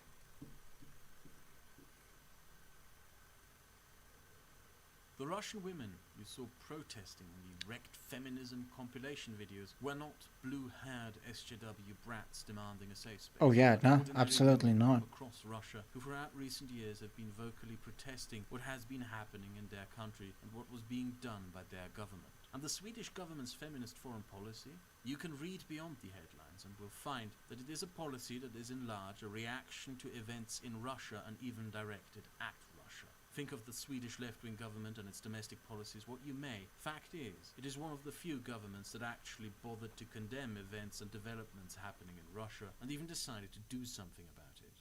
There is something curious and macabre here, especially when you read through the comments on those awful comments. All right. Let's read some of these. Man, I see why the left hates Russia. Truth speaking, for those who are a little slow, that means I am not liberal. All right. It's a little creepy when Russian propaganda provides better analysis of current events than CNN and the BBC combined. SJWs don't understand the difference between femininity and sluttiness. Shit, man. What you God want damn. is an online culture, or at the very least a political culture of engagement that has been built over years and is so heavily influenced and dictated by dividing the world into SJW and not SJW, right-wing good and left-wing bad, that people are unable to see beyond that simplistic two-dimensional perspective and are even spreading and just simply accepting false information. Never mind the fact that to the far-right denizens of the internet, there's probably nothing wrong with wife-beating as long as it's done by a white man. But let's ignore those disgusting cretins for a moment, because it's the culture of skewed perception that I'm truly interested in for this video. Not one of the social justice YouTubers ever managed to fact-check any of this and make a rebuke, which aligns with what I previously said of social justice being an oversimplified way of seeing the world that never goes beyond the Western cultural sphere. You can see this reflected in how many liberals and left-wingers in the United States and the UK stand in opposition to Russia, but never seem to know why beyond the 2016 election. The reason why I know about what is going on in Russia is because I lived in a Russian immigrant community in Bavaria, and because in Central Europe people tend to keep up with news from Russia. But even worse than the simplistic way of seeing the world that some left-wingers may engage in is that if you browse through political commentary on YouTube, you will be extremely hard-pressed to find any voices critical of where Russian society is heading. The opposite, in fact. Paul Joseph Watson with Infowars.com, and this is the truth about Russia's anti-gay law. Now, have you actually read the English translation of the I hate this fucking guy. law, or have you formed your opinion on it based on what the mainstream media told you? Russia is seen as a savior of Western civilization by those who opposed social justice and built an online culture in opposition to social justice. Putin, a leader who wishes to preserve national sovereignty in a fight against globalism, a great right-wing alternative to our supposed decadent and whimperish ways of democratic rule, an ally in the struggle against Lawrence Southern. a force fighting an Islamic menace and creeping Sharia, A woman, maybe even Lawrence Southern. free speech. And this attitude has permeated right out of the internet and into real-world politics. It is being Marine Le Pen, by shit. rather sinister characters, by some rather dubious far-right political activist groups, but also by political parties and big political influencers who have voiced a similar positive and endearing attitude towards Putin's Russia and the direction it is heading to. The great right-wing protector of tradition and sovereignty. Yeah, I know. Honestly, do you guys want me to be honest? And I knew I said I wasn't going to talk about politics, but I used to watch that dude too.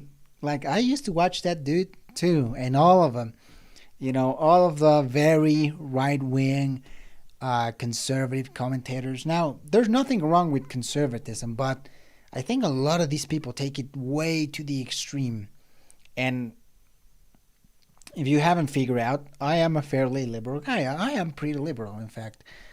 But I used to be like that. I used to watch that guy and many others, and I'm not proud about it. That none of these people who praise him seem to speak any Russian. На пресс-конференции зашла речь о независимости и суверенитете. Владимир Путин, в частности, отметил, что в современном мире все государства взаимозависимы, а Александр Лукашенко, отвечая на вопросы журналистов, заявил, что Россия и Белоруссия готовы объединиться, если к этому готовы их народы. The Putin government's respect for foreign countries' sovereignty can be perfectly measured by how it interferes within, violates and bullies the sovereignty of many a sovereign nation. It is one of the most corrupt nations in the world, where the private sector is owned and run by a handful of billionaires and small businesses squashed, a state oil industry owned entirely by the government, and upon which the nation's GDP state oil industry. Let's watch. I want to watch this again. How wealth is spread, the U.S. versus Russia. And look at that. Less than $10,000, close to 90%. 100,000 to a million, and look. My God. Billionaires and small businesses squashed, a state oil industry owned entirely by the government and upon which the nation's GDP heavily relies upon. As you know, this economic model, long-term, worked really well for Venezuela, a country in which people are arrested and sent to jail for posting memes on social media that mock the church and government officials, a country with the before-mentioned domestic violence issues, as well as government-tolerated discrimination and violence against gay people, a country in which journalists, that's another one, critically of the government, conveniently happen to be murdered all the time, a country in which opposition politicians also conveniently happen to be murdered all the time. A country where government officials cast your vote for you. A country with an ever-eroding and collapsing separation of church and state, where backwards and dark church is grabbing more and more power. And if you're one of those who claims that Putin is a great ally in the fight against Islam, well, that part of Russia with a Muslim majority, you know, the one where you can go to jail for drinking alcohol and where gay people disappear, that place is like that because it's under Sharia laws. Russia is in no way, shape or form anything that you could consider part of what some may call the Western world, let alone Western values. The entirety of the pro-Russian attitudes you see represented online. Look at all of these people, man. Feelings of left-wing back, My God. Russia I used to watch them all. let's, at the end, not forget why Russia is under sanctions. Да мы тоже на самолете. Там что, еще один раз самолет, что ли? It's because it murdered European citizens in April 2014 by providing anti-aircraft missiles to Russian militiamen who used them to shoot down a Malaysian passenger airliner with majority Dutch passengers. These militiamen were then caught red-handed in conversation about what they had done. Yeah, same. It happens. I don't know. I had the exact same thing. I called myself a moderate conservative. I don't know if I was extremely moderate, but I used to watch all these channels, and it took me a while. I remember I watched a channel, maybe some of you know this guy, and I don't watch him right now, but I used to watch a guy called Destiny, and I watched his debates with multiple people like it's Nick Fuentes and Lawrence Southern, and those debates kind of changed my mind. I was like, wow, damn, like maybe I'm wrong. Maybe all these people are kind of bad. And throughout time, I just kind of changed my views into now, which I think I am more of a moderate, liberal type of guy. But damn, I mean, this video is fucking insane, dude. And even caught scavenging through the dead bodies in search of jewelry and valuables. A criminal investigation conducted by 4 countries came to the unanimous conclusion that the murder of 298 people is to be blamed on a group of men currently residing in safety and liberty that Russia provides. It is. It really is. It takes time. Vanguard of sovereignty should be reminded of this, because sovereignty also means that some Russian gangster doesn't get to murder the citizens of a sovereign country with Russian government support without there being consequences.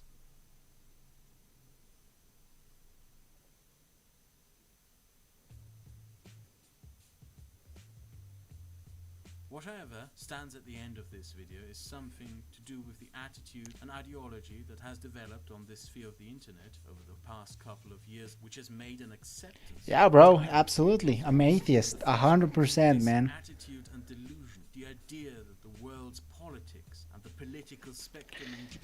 That is true, man. And it's funny because a lot of these creators are getting deplatformed, and I don't think it's wrong. I mean, look at what these people are defending. They're defending this type of stuff. We're talking about the basic human right of not getting beaten, not getting hit by your spouse, by your partner, a person that's supposed to love you. This is a fucking real problem, dude. I can't believe we're talking about Russia being worse for women than Saudi Arabia. It's just insane. It blew my fucking mind. General is somehow only defined by a battle of power between some far-left globalist cultural Marxism narrative and an anti-globalist right. This way of seeing the world, the idea that this is the definition of all there is to our culture of engagement and politics, is dangerous and simply false. If you're willing to embrace tyrants for the supposed purpose of fighting tyranny, then what the hell have you turned into? What I failed to notice in 2016 and 2017, when the Putin praising started and when ordinary women who protested an actual and urgent women's rights issue were falsely labeled and branded as SJWs for the purpose of preserving an online culture that furthers a simplistic mindset, is that worst of all afflictions, the delusion of being always certain and always right. Yeah, I could see that. They've helped me too. I mean, I've been over 2 years now that I've been moving towards the left. So it's very recently that I've watched Krauts videos, but the debates of Destiny have helped. I do understand that his content, like Abysmal said, has been kind of weird, and again, that's why I don't watch him regularly. I haven't watched him in months. Hassan honestly has helped me too. I do watch his videos from time to time. I don't have a lot of free time though, so it's not like I can watch videos all day. But I do watch some of Hassan. I've watched videos of Bausch as well. They've helped me a little bit, but again, it's not like I follow him religiously. And some of the people that I get my news from, like Kyle Kulinski or like, what's this other name? Other guy, David Pacman. I think I really like those guys. And that's where I get my like news or news commentary, right? Because your opposition cannot possibly ever be correct about anything. A grotesque simplification that serves no purpose other than to justify a dogma. Liberate yourself from that sinister way of seeing the world, and you will be better off for it. Thanks for watching. Damn. Man, this was good. This was really good. I wasn't sure if I was gonna watch this video, but man, thank you, Abysmal, for recommending, because this was absolutely amazing. I mean, amazing in a sense that it's shocking. It's scary, honestly. What's happening to women in Russia and the people are defending it. It's the worst part, I think.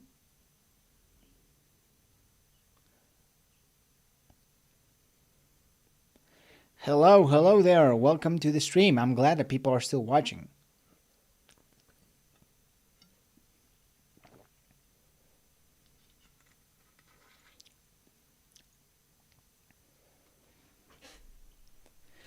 Yeah, absolutely. I think a lot of people are called close-minded just because you're opposed to someone. But I think there's people that are defending this, they shouldn't really have a platform to speak to in the first place, because this is dangerous. Like, yeah, I liked it a lot, man. It made me aware of what's going on, because I think a lot more people should listen to. I don't think this is about SJWs or feminism. Again, I think this is a human rights thing. I mean, women are getting bit, and it's legal. Like, that's the worst part, that it's actually legalized, which is horrible. And I don't see why people would. I know that people are not defending that specifically, but they're defending the government who's doing it. And I don't think it should be as political as it is. It's just sad, bro. It's really sad. But I really, really enjoyed it, man. Thanks for recommending. I'm gonna be watching more of Krauts' older content. I know he's now doing documentaries, and that's working for him real well.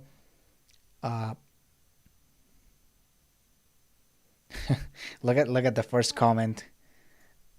The first comment is great. I'm half expecting some anti-SJW YouTubers to start defending Saudi Arabia because of how it destroys feminisms with facts and stones. It's crazy, man. I try not to talk about politics because it's just really destructive.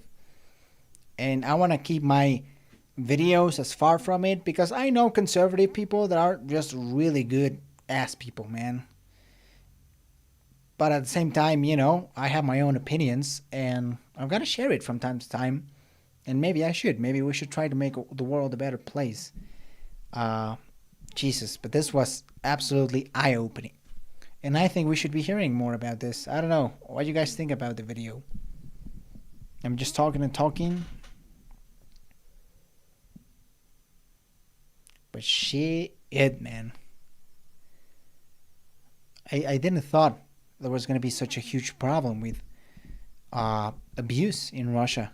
It's sad. Honestly, I feel sad, because at the end of the day, we're just foreigners talking about this. But there's Russian women right now, as we're speaking, that are dealing with this. And it's sad, because they shouldn't. In America, and fuck, even here in Mexico, you're relatively safe from that. But I just can't imagine living in a country like that. It's fucking sad. I mean, we all have female friends, female family members, and shit, we have empathy, man. We have empathy, so It's fucked, man. I don't know, guys. Should we watch another one? Or should we stop the stream right now? By the way, look at the likes on the video. Where is it? Oh, 93%. So it's not even like 98 to 99. It's like 93. Like, this shit has some dislikes.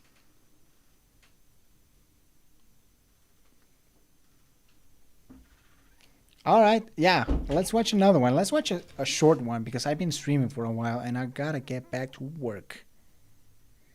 All right, let's talk about the one Abysmal was talking about, fascism, yesterday tactics on modern media. And by the way, again, it has like 10% dislikes, so I'm ready for some controversy, baby. Italy.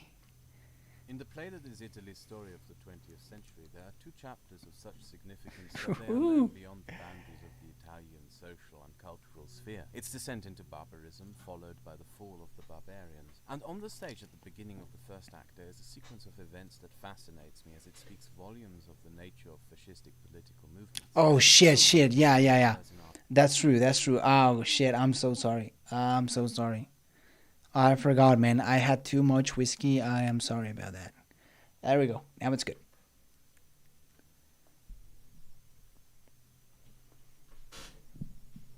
In the play that is Italy's story of the 20th century, there are two chapters of such significance that they are known beyond the... Thank you, by the way. You know, that's why it's important to have a chat. Its descent into barbarism, followed by the fall of the barbarians. And on the stage at the beginning of the first act, there is a sequence of events that fascinates me as it speaks volumes of the nature of fascistic political movements. As children, we spend hours in our schools being taught about the rise of Nazism in Germany. But I believe there is more to be learned on how a civilized people turn into savages by watching the curtains open to reveal the stage of Italy during the 1920s. Yeah, I'm gonna be honest, and I'm glad that he's starting talking about Italy, because I kind of, I'm not gonna talk about it yet. The leading roles in this act are Benito Mussolini, Giacomo Matteotti, Giovanni Amendola, Ferruccio Gingalia, and a black faceless mass. Not faceless because they have no faces, but faceless because of their uniformity in mind, appearance and behavior. The curtain to the stage opens to reveal a dead man lying on an Italian street, a bullet wound to his head. It is the body of Ferruccio, a leading figure of the Italian communists. Before the body stands the Black Mass, having just committed that murder, and in line with Mussolini, accused and condemned by all for this murder. And, confronted with all of this, they simply respond with "Meno frega." It is 1922, after the March on Rome. The communists have been silenced and murdered, and Mussolini is prime minister. And amongst the few left opposing him is now Giacomo Matteotti, the leader of the Italian socialists, who does so loudly in hope of saving Italy from doom, pointing out the vile brutality with which Mussolini's Black Mass acts. However, his concerns are repeatedly answered with a "meno frego" by those who he accuses. In the next act of the play, the curtain opens to show us the corpse of Giacomo, who has been tied up, driven into a forest in the outskirts of Rome, stabbed in the stomach several times and left in the forest to bleed to death. Next to his body we find again the Black Mass, having just committed the murder in league with Mussolini. The people fume and scream at them, again in outrage over this disgusting act, to which the Black Mass responds with "meno frego." The socialists are dead and crushed, and now stands Giovanni Amendola, the leader of the Italian liberals, who publishes piece after piece and speech after speech condemning the deeds of Mussolini and his black uniform faceless mass, beseeching the public to take a stand against the Black Mass and its leader Mussolini. The curtain opens to the next scene. Giovanni Amendola's battered and bloodied body lies in his office. People call for the Black Mass and Mussolini to be held to account. Mussolini walks into the Italian parliament, takes the speaker's podium, and as people call for him to be held to account, or at the very least questioned, over all the violence and bloodshed inflicted by the Black Mass, he opens his mouth. The crowd of accusers goes silent, and he says, "Yes, I did it." And the crowd simply responds with "meno frego," as a Black Mass engulfs them all. And it is like this that events transpired in Italy during the 1920s. It is one of the few occasions where reading a history book feels like reading a piece of literature. It's almost like a plot that could have just as well been written to a play on the stage by Bertolt Brecht, or as a novel to warn society by George Yeah. Orwell, or as a short story written in defiance by Gabriel Garcia Marquez. Menofrego is Italian. Hey, I don't give Gabriel Garcia Marquez. He's Mexican. Uh, and yeah, no shit. Like, reality surpasses fiction. a damn. But it is far more than just an Italian figure of speech. It was also the motto of the black shirts, the black mass of uniformed Italian thugs that roamed the streets of Italy in a murderous rage. The murders of Giovanni Amendola, Giacomo Matteotti, and countless others did happen. The leader of the liberals, Giovanni Amendola, was beaten into a bloody pulp in 1925 and died of his injuries in French exile a year later. And throughout these years from 1922 to 1925, when violence gripped the streets of Italy and fascist crooks and gangs were murdering everyone to the left of Mussolini all across the country, there was outrage and calls for those who Think committed about these that. crimes. Everyone to the But left when of came Mussolini. to Parliament on the 3rd of January 1925, So like a he gave regular speech in which conservative. he announced that he was responsible for all of this. He was not taken out of power. He was never held to account. He wasn't driven away by those parliamentarians that had previously called for him to be held to account. Instead, I'm gonna be honest, guys. I'm gonna admit something right here, right now, just because we're at it.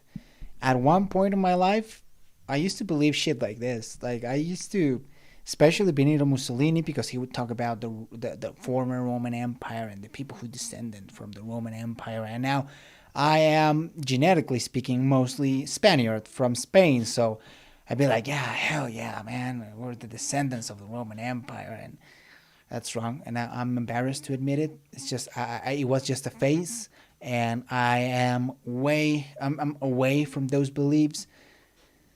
But you know, it hits home. It hits home. they gave him full dictatorial powers, and he became dictator of Italy that day. The 3rd of January 1925 is marked in the history books as the day that Italian democracy ended. The phrase "meno frego" had its desired effect. For years, Italian society was subjected to the most gruesome political violence. But I mean, Mussolini is pretty much, at least belief-wise, very similar to the person with the H name, if you know what I'm saying. But yeah, I guess there was a rivalry, especially at that time. But the attitude chosen by those who inflicted it over the years conditioned society to just accept it for what it is. And over time, more and more people just gradually started accepting the violence. It's just the fascists. Of course they're violent. What did you expect? They don't give a damn. The massive violence was in the end no longer called out, and nobody held those Yeah. responsible to account, because the public simply accepted that it was part of the dish that came with fascism, and that they would Well, basically, Mussolini wanted to recreate the Roman Empire. That's why he conquered Libya. That's how he tried to conquer Albania. He tried to conquer Greece back at World War II. You know, because he had this idea that the descendants of the Roman Empire were the racially superior than other people. So that's why his main goal. And that's why in World War II, again, he invaded Libya. And yeah, he was totally incompetent. I mean, he was really bad. I mean, I think we saw in the oversimplified video that Winston Churchill, called him Italy, the soft underbelly of Europe, because, you know, they were really bad.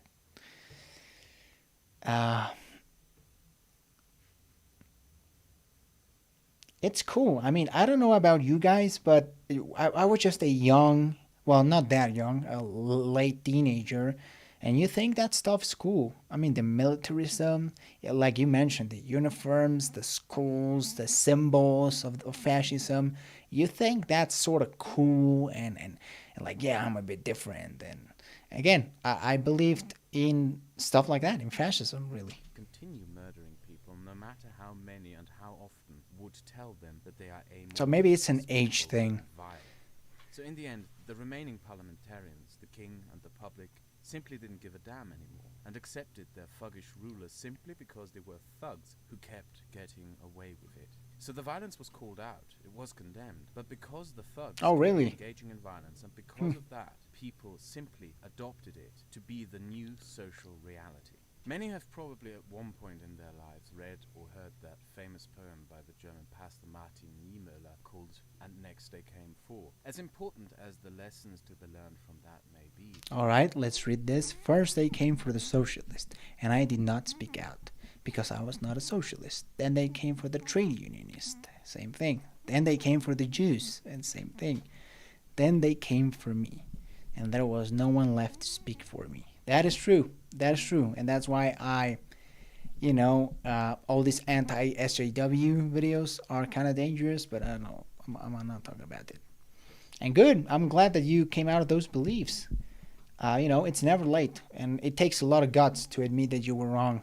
I just did, and it was kind of hard, but it's tough. I get it, but I'm glad that you were out of it, because it's dangerous, man. We don't need stuff like this. I find the lessons to be learned from Mussolini's rise to power to be far more important, because people did speak up, but the conditioning into accepting violence won in the end.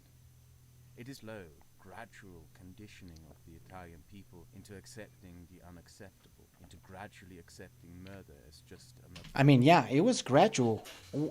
If I'm not mistaken, Mussolini was in power for like 1922, 1921, about those years, maybe a little bit later, maybe a little bit earlier.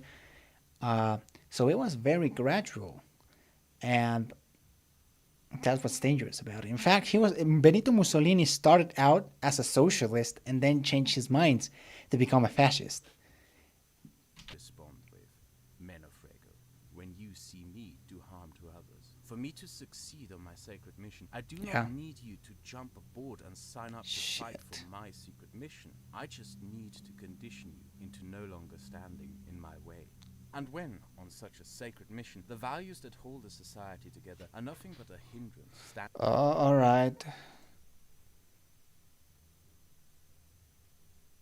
Shit. Oh, well, apparently there was a copyright thing now at my stream. So I know that... Oh, man. Well, if you guys see the stream, it gets blocked. It's because now I got like a copyright issue with the stream. I don't know how it works when you stream.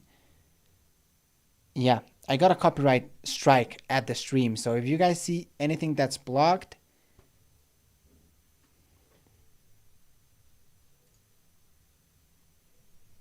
oh yeah, okay. So you guys are watching. Yeah, I got a copyright strike basically.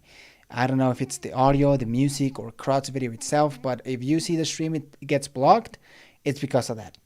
Yeah. Yeah, so you guys tell me. I don't know. You guys put it on the chat if it's blocked or something. It's messed up, man. YouTube is fucked. But shall we continue? I don't know, man. It said that it detected a copyrighted audio, so maybe it's the music that Kraut used or the video itself. Either way, I hope that... Okay, good. The stream is up. Awesome. Perfect. Let's continue. Standing in the way of the final solution. I disagree with you. Again, I'm getting all the strike, man. Shit. Turns into I disagree with you and I will destroy you by all means necessary, no matter the cost. And this mode of engagement and behavior is not merely a chapter in a history book, let alone a historical anecdote. It is also not just bad behavior. It is a modus operandi. It is a means of engagement so deeply ingrained within the fascist ideology that it has become and will always remain the only means. Yeah, it's probably the music. Faith engage with the non-believers. And it also teaches the valuable lesson that if you do not stand up to a threat to someone else's liberty, you will in the end not only lose your own, but you will be conditioned into accepting that your liberties and rights are now gone.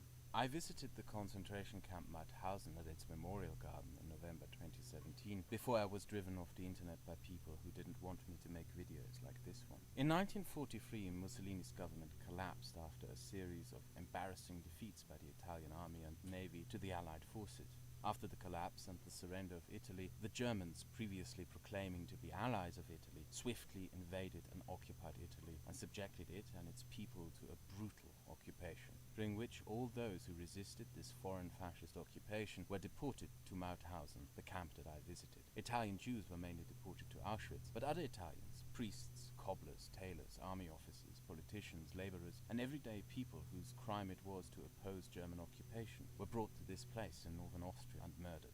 Within this Wow. memorial garden stands a marble block with the pictures and names of women and men who died here and came to this place from Italy. Within the vast network of camps, Mauthausen was the camp where Italians were murdered, and where to this day Italian school children go when they learn about the I mean, at the end of the day, the German leader, right? I'm not gonna name the name because YouTube, as you already saw, gets cocky. Uh, thought Italians were inferior as well. So darkest chapter in the Italian history book. There is a weird twist in the Italian story during World War II. Italy entered the war as an Axis power. However, when you read the history books, Italy is on occasion almost depicted as a victim of the war. The reason for that is the extraordinary vicious Bella ciao. of the German I know, occupation right? after 1943. Entire villages were brutally slaughtered and burnt to the ground by SS troops. The Butcher of Rome massacred hundreds in the caves and the surrounding hills. A vicious Gestapo and SS network was established throughout Italy and organized through its notorious commander in Rome. Before the German occupation, an entire generation of young Italian men was sent into certain death to die in the Libyan and Egyptian deserts, to suffer and die in the hills North of Africa. of Yeah, Albania that's and correct. Greece, to freeze in the outskirts of Stalingrad and to drown with the Italian navy in the Mediterranean. The war and occupation itself resulted in utter misery for the Italian people, as they had to live through one of Europe's coldest winters amongst mud and ruins, whilst the Germans ruthlessly, in a scorched earth policy during their retreat, destroyed the Italian infrastructure needed for a functioning society, as they would rather see Italy in ruins than Yeah, have it could be better. used it Yeah. as base. And then, of course, the destruction of the Italian Jewish community and the thousands of Italians deported into camps to be murdered all across Europe. It is, we're not giving a damn, will we? I'm gonna react to the Turkey series. Right now I was gonna do it, but it's too long. But I'm definitely, you guys should expect it within the next week. I'm gonna get the Turkey series. I'm excited about learning more about Turkey. And yeah, I don't blame YouTube, but at the same time, as a creator, it gets really hard sometimes. Like half my videos are copyright strike. And I don't make a lot of money from YouTube, but it hurts. It's you get less money from all. You already get a few dollars, and you cut that by half because of copyright. So I don't blame them, but Becoming victim of the very forces It's messy. thereby helped to unleash. This pattern of behavior, which led Italy into this situation in the first place. yeah, progressed claimed. its Yeah, it's a violation claim. It's not a of strike. towards You're the correct. rules guiding a society for the purpose of Oh, using the their Charlottesville. power and conditioning you into Was it accepting Charlottesville or their other name? tactics as But this the was in new America. reality is still alive and ongoing today, applied by the people promoting the same doctrines. I believe it to be a myth that most of us and most of you wouldn't stand up to injustices committed against others. But it is a state of mind that those who wish to take our rights and liberties from us wish for us to have, and which they intend to condition us into. Whatever segment of society, social life or media they target, getting you into simply accepting their blatant violations of common rule and principle as the new normal is a means of engagement that you will find used against you. Be aware of that when you encounter those who wish to force upon you to accept what you would usually deem as unacceptable. Oh shit! Talking about Joseph Paul Watson and all those guys. Yeah, it's copyright claims. That's the good part about YouTube. Like they don't go all the way with the copyright strikes. Thankfully I have 0 copyright strikes, so my channel hasn't been affected. But I do have a lot of copyright claims, and those copyright claims, you're not able to monetize the video. I've seen that the videos grow less because of the copyright strike. Sorry, not claimed, not striked.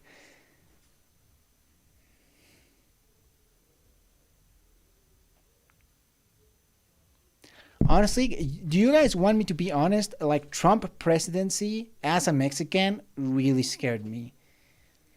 Like, I thought America was gonna go full on Mexican American war real soon. It was scary. It was scary times. And remember, I was a conservative at that time, so I was like, man, I mean, I'm a conservative and all that, but I'm also Mexican, so I don't know how I feel about Trump being president. So I had mixed feelings, and that's why I never, despite being a conservative at that time, I never really talked about the Trump presidency on like good terms. And yeah, man, honestly, 2016 was a rough year. We had Brexit, we had Trump, and a lot of politicians in Europe. I remember this guy, Hart Builders in the Netherlands, Marine Le Pen in France. Uh, it was scary. I don't know in Germany if there's like some right wing figure that got popular. I know that there's the party Alternative for Deutschland. I think that's like the name.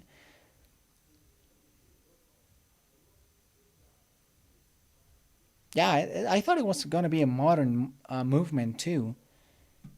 But man, we still have a lot of crowd videos to watch. I think I'm gonna leave the stream at this point. But man, all of these they look pretty good. I'm real excited about that. But yeah, man, this was a very good stream. Very. Oh, sorry about the microphone. The boom arm is getting like real old. Of course, yeah. Orban in Hungary, Poland. It's funny because the countries that are not doing so good in Europe are going like hardcore right wing, like Hungary, like Poland. It's not that they're doing bad, but you can't really compare Poland and Hungary at the end of the day. That's good. I mean, that Germany had elections recently. I heard that Merkel is not running Germany, which I don't know how you guys feel about that. I'm too ignorant to know fully what's going on in Germany. But, you know, I thought Merkel was overall good. I know that a lot of people have complaints about the migrant situation, which, to be honest, for me, it's kind of not really. Good. So, 2016 was like a hardcore year for the right wingers, but it seems like it faded. Good, that's good. I'm glad. I'm glad that Germany is not going that way, especially because, you know, Germany has some history with that stuff. And I don't think the people of Germany, which I've met so many Germans, and they are some of the nicest people out there. Like, I swear to God. A lot of people say that Germans are like cold people and stuff, but I haven't experienced that at all. Germans are really nice people. So I'm glad that they're not voting for AFD. I mean, it's their right if they want to do it. It's their option. But we just saw a bunch of videos about why that's not necessarily good. But man, I must say you guys made the stream so much fun. I'm glad I had multiple people to talk to. It was super fun. I really enjoyed it. I really enjoyed the streams. I believe you, man. I believe you. I'm glad you're out of it. And like I told you, me too. I get it. I understand where you come from, man. Like, they make it really good for young people to believe, to follow them. And they believe some crazy shit. I don't know a lot about AFD, but other extreme right-wing parties are crazy. I guess the good thing about America, and I don't know what you guys think about this, but you only have the Democrats and the Republicans. So there's no room for a third party. That's bad in a lot of senses, but it's good in a way that no extreme party would really take over.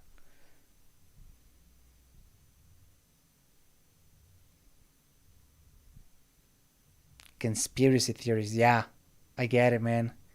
Especially now with COVID and 5G, and you have all of these conspiracy theories that, in my opinion, don't make a lot of sense.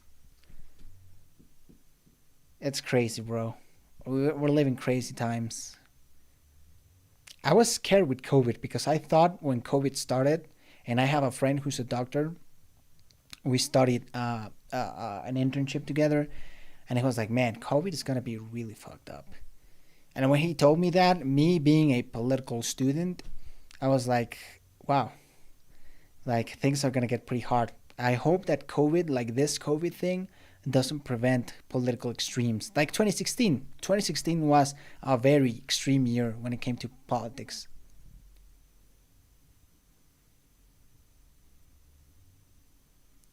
I know, bro. The Steve Bannon things. Oh, man. I don't miss 2016, but it had a lot of crazy news. Man, I followed the election. The election itself was pretty crazy. I was like convinced, like, man, Hillary's gonna win 100%. And no, I got slapped in the face.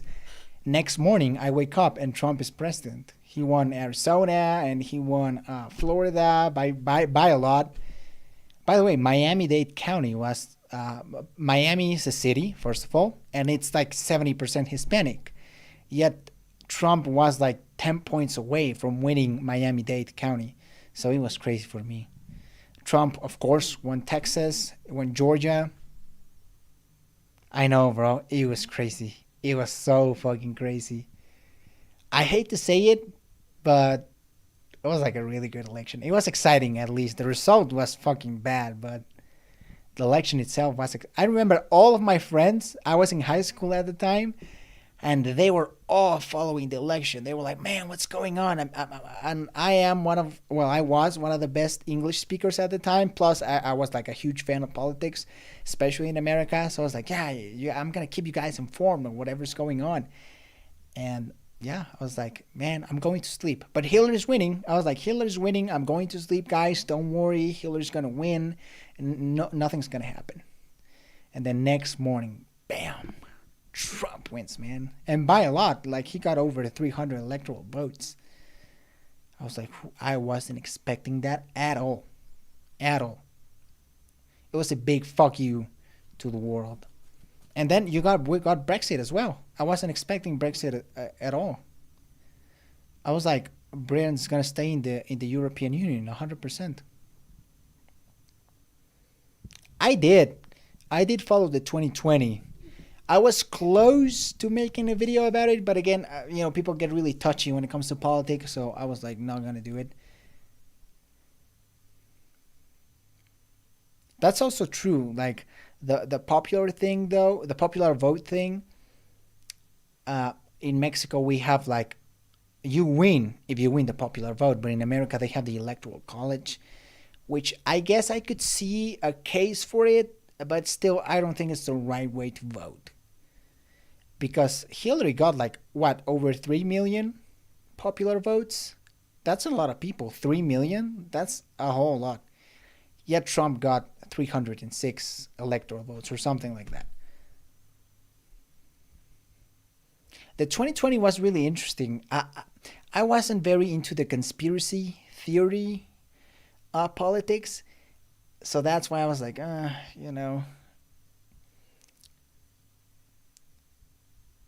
Plus, it wasn't like 100% sure that Biden was going to win.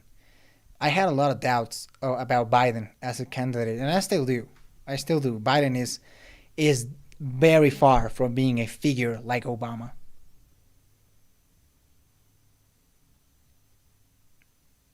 Yeah, that was also new for me, that it took so many days.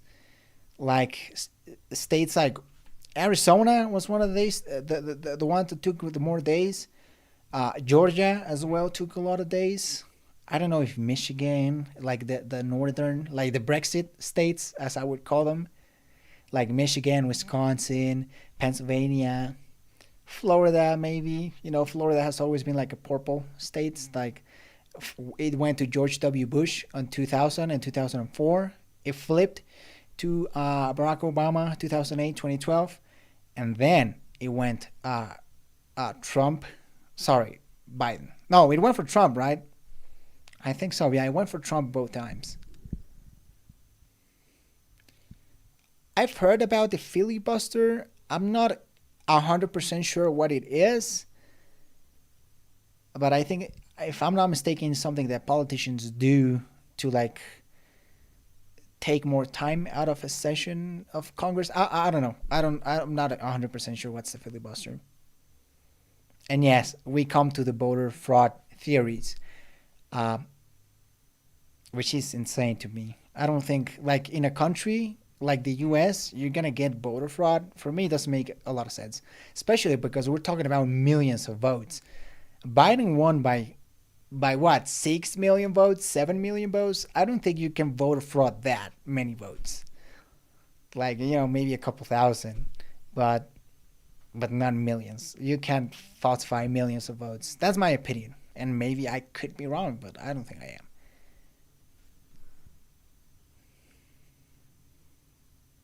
And then we had the whole January 6th thing where like Trump supporters stormed the Capitol. Bro, that was fucking insane. The whole Capitol riot things. I was also gonna make a video about that. Exactly, yeah. Congressmen and senators dragging out their time to prevent an action from being passed. Yeah. I had an idea about it, but I wasn't entirely sure. Which doesn't make a lot of sense. Honestly, like, I am a big fan of the American political system, but there's some things that, man, don't work real well. The Capitol riots were insane, bro. I mean, I was all over Twitter that day, and whew, a woman got shot in the neck because she was gonna get to the Senate chamber. It was pretty crazy. Like these people were trying to make a coup against the government, the democratically elected government. It was a coup. Let's call it for what it is. American politics are interesting. That's why I like them, because they're important, because America is the number one superpower, so they're important. You guys seem to know very well about American politics, so you guys doing good, doing better than me. But it's also interesting. If you guys want me to be honest, I was Bernie Sanders all the way. I was a Bernie bro. Biden seemed like he was, kind of centrist. Plus, he's old. Well, it's not about him being old, because I think Bernie's older. But it's him about not being like coherent with his words, and he's kind of boring. He reminds me to like the old man Bush, the George Bush Sr. And he's like this boring politician, because the last U.S. presidents have been very interesting, right? We have Obama, Bush, Trump. So, all these people are characters on their own. But I don't think that Biden has that big of a personality. And that's why I said, like, he's not going to be an Obama. Because Obama, like, it's a character that it's larger than life. Joe Biden, not so much. Yeah, unfortunately, Bernie is not going to run another time. So it's going to be interesting to see who's going to come after him. Because, you guys, the ones that are from Europe, might tell me that, that social democracy in Europe, like, for example, in Scandinavia or maybe even Germany, I don't know. But in America, without having healthcare and, like, a lot of tax cuts for the wealthy, like, I'm not for that.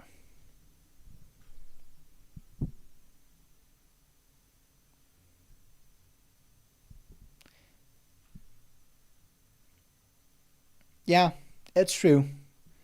Definitely. From 2016, Bernie Sanders' politics got very popular, because before 2016, like, Bernie's policies were very obscure. And it got popular because of the debates, because him debating Hillary Clinton. And at one point, Bernie was kind of gonna take the nomination away from Hillary Clinton. And Hillary Clinton was and still is a huge name of politics. And Bernie Sanders was like this obscure senator from Vermont. Do I think Trump will run again? I don't think he will. I mean, if he runs, he's going to get a lot of votes, but I think the Republican Party would be divided. I think they're going to look for a newer face, like Ron DeSantis, or I don't know how you pronounce his name, Ron DeSantis or DeSantis. I think he's the governor of Florida, and he's like a new face. He's like very conservative, kind of like Trump. He has a big personality. I think Ron DeSantis is gonna run and maybe take the nomination, but I don't know. I think it's too early to call. But I don't. That's my opinion. I think he might try, but I think he'd lose. That's another one. Like losing his social media. That's huge. I mean, Trump used social media to his advantage. How can I help you, Ismail? Hopefully the Republicans don't go full ban on in 2024. I hope so, man. Because if they do, they're going to lose. If they go that far, they'll lose. So I think they need someone who's slightly more moderate than that. Because I think Biden could be defeated. He's like a defeatable candidate. Unlike Obama, which they tried to put, what was his name, Mitt Romney, and he totally lose.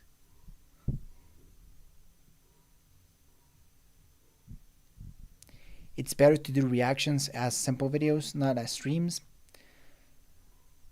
I agree. I think, honestly, Ismail, it depends on, in my opinion, like shorter videos, absolutely. Like, shorter videos are definitely for like recording. But for longer videos like the Krauts series, for me, I think it's better to just stream it because the videos are so long. For example, the Turkey video, that's 1.5 hours. That's multiple terabytes of 1080p video in my computer. You have to edit it, you have to process it, you have to upload it, and it takes multiple hours. So that's why I don't do it in longer videos. The Pakistan India video, it wasn't as long, it lasted 50 minutes, but it's just very complicated and it's easier for me. Like, I get where you're coming from. Edited videos are better, but it's just easier for me for when it comes to longer videos. I hope you got it. Yeah, terabytes. It's like the measurement units. For example, the newer iPhone has 1 terabyte of storage. It's the storage. That's the word.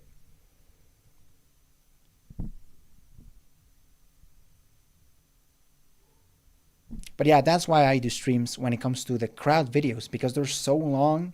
They take so much time to edit and upload that it's just easier for me to just stream them.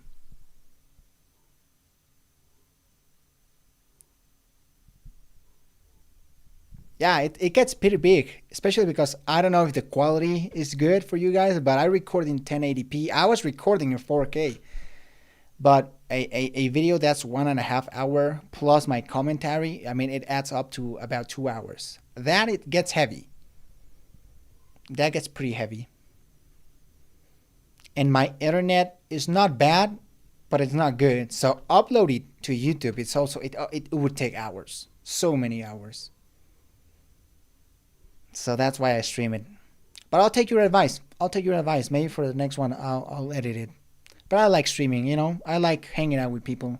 I like talking, as you guys might figure it out. Oh man. Yeah. Exactly. It's useless and it's super heavy. It doesn't really show. Most people still have 1080p screens, at least on their computers. Phones have 4K screens, but like at that size is not that huge of a difference, in my opinion. But yeah. Well, guys, this was a really nice stream. I enjoyed it. I enjoyed my time here, guys. Of course, thank you. I can't pronounce your username, guys, because it's complicated, but Oirath9, Abysmal, Ismail, thank you guys so much. Alex as well. All you guys, thank you for being here and staying. You guys made the stream, you know. You took the stream. This was not my stream. This was your stream for making it so interesting. Maybe on the future we could talk more like this about politics and stuff. I'm not sure. But I think for now, I'm just going to keep doing like that, the reactions. I'm going to react very soon to the Crowd Turkey series because I'm excited. Turkey is an interesting country. I know some things about the Ataturk, which is like the founding father of modern Turkey. So I'm really interested to see what Crowd has to say about him. And I'll see you on the next video or stream. Thank you guys so much. And I haven't said this on the whole stream, but if you like, obviously, I would thank you if you could subscribe to the channel, give it a like, share it with your friends who also like politics or reactions. And you can support my links in the description. It really, really helps when you guys check out my Skillshare classes or my Instagram, because that's another way of making a little bit of money from this, because as you can see, YouTube just likes to copyright claim my all my videos, literally. So thank you guys. You guys make this so much fun and interesting. You guys, this channel is not mine. This channel is yours. And I'm glad that someone out there enjoys the shit I do. So, bye guys. Thank you so much again.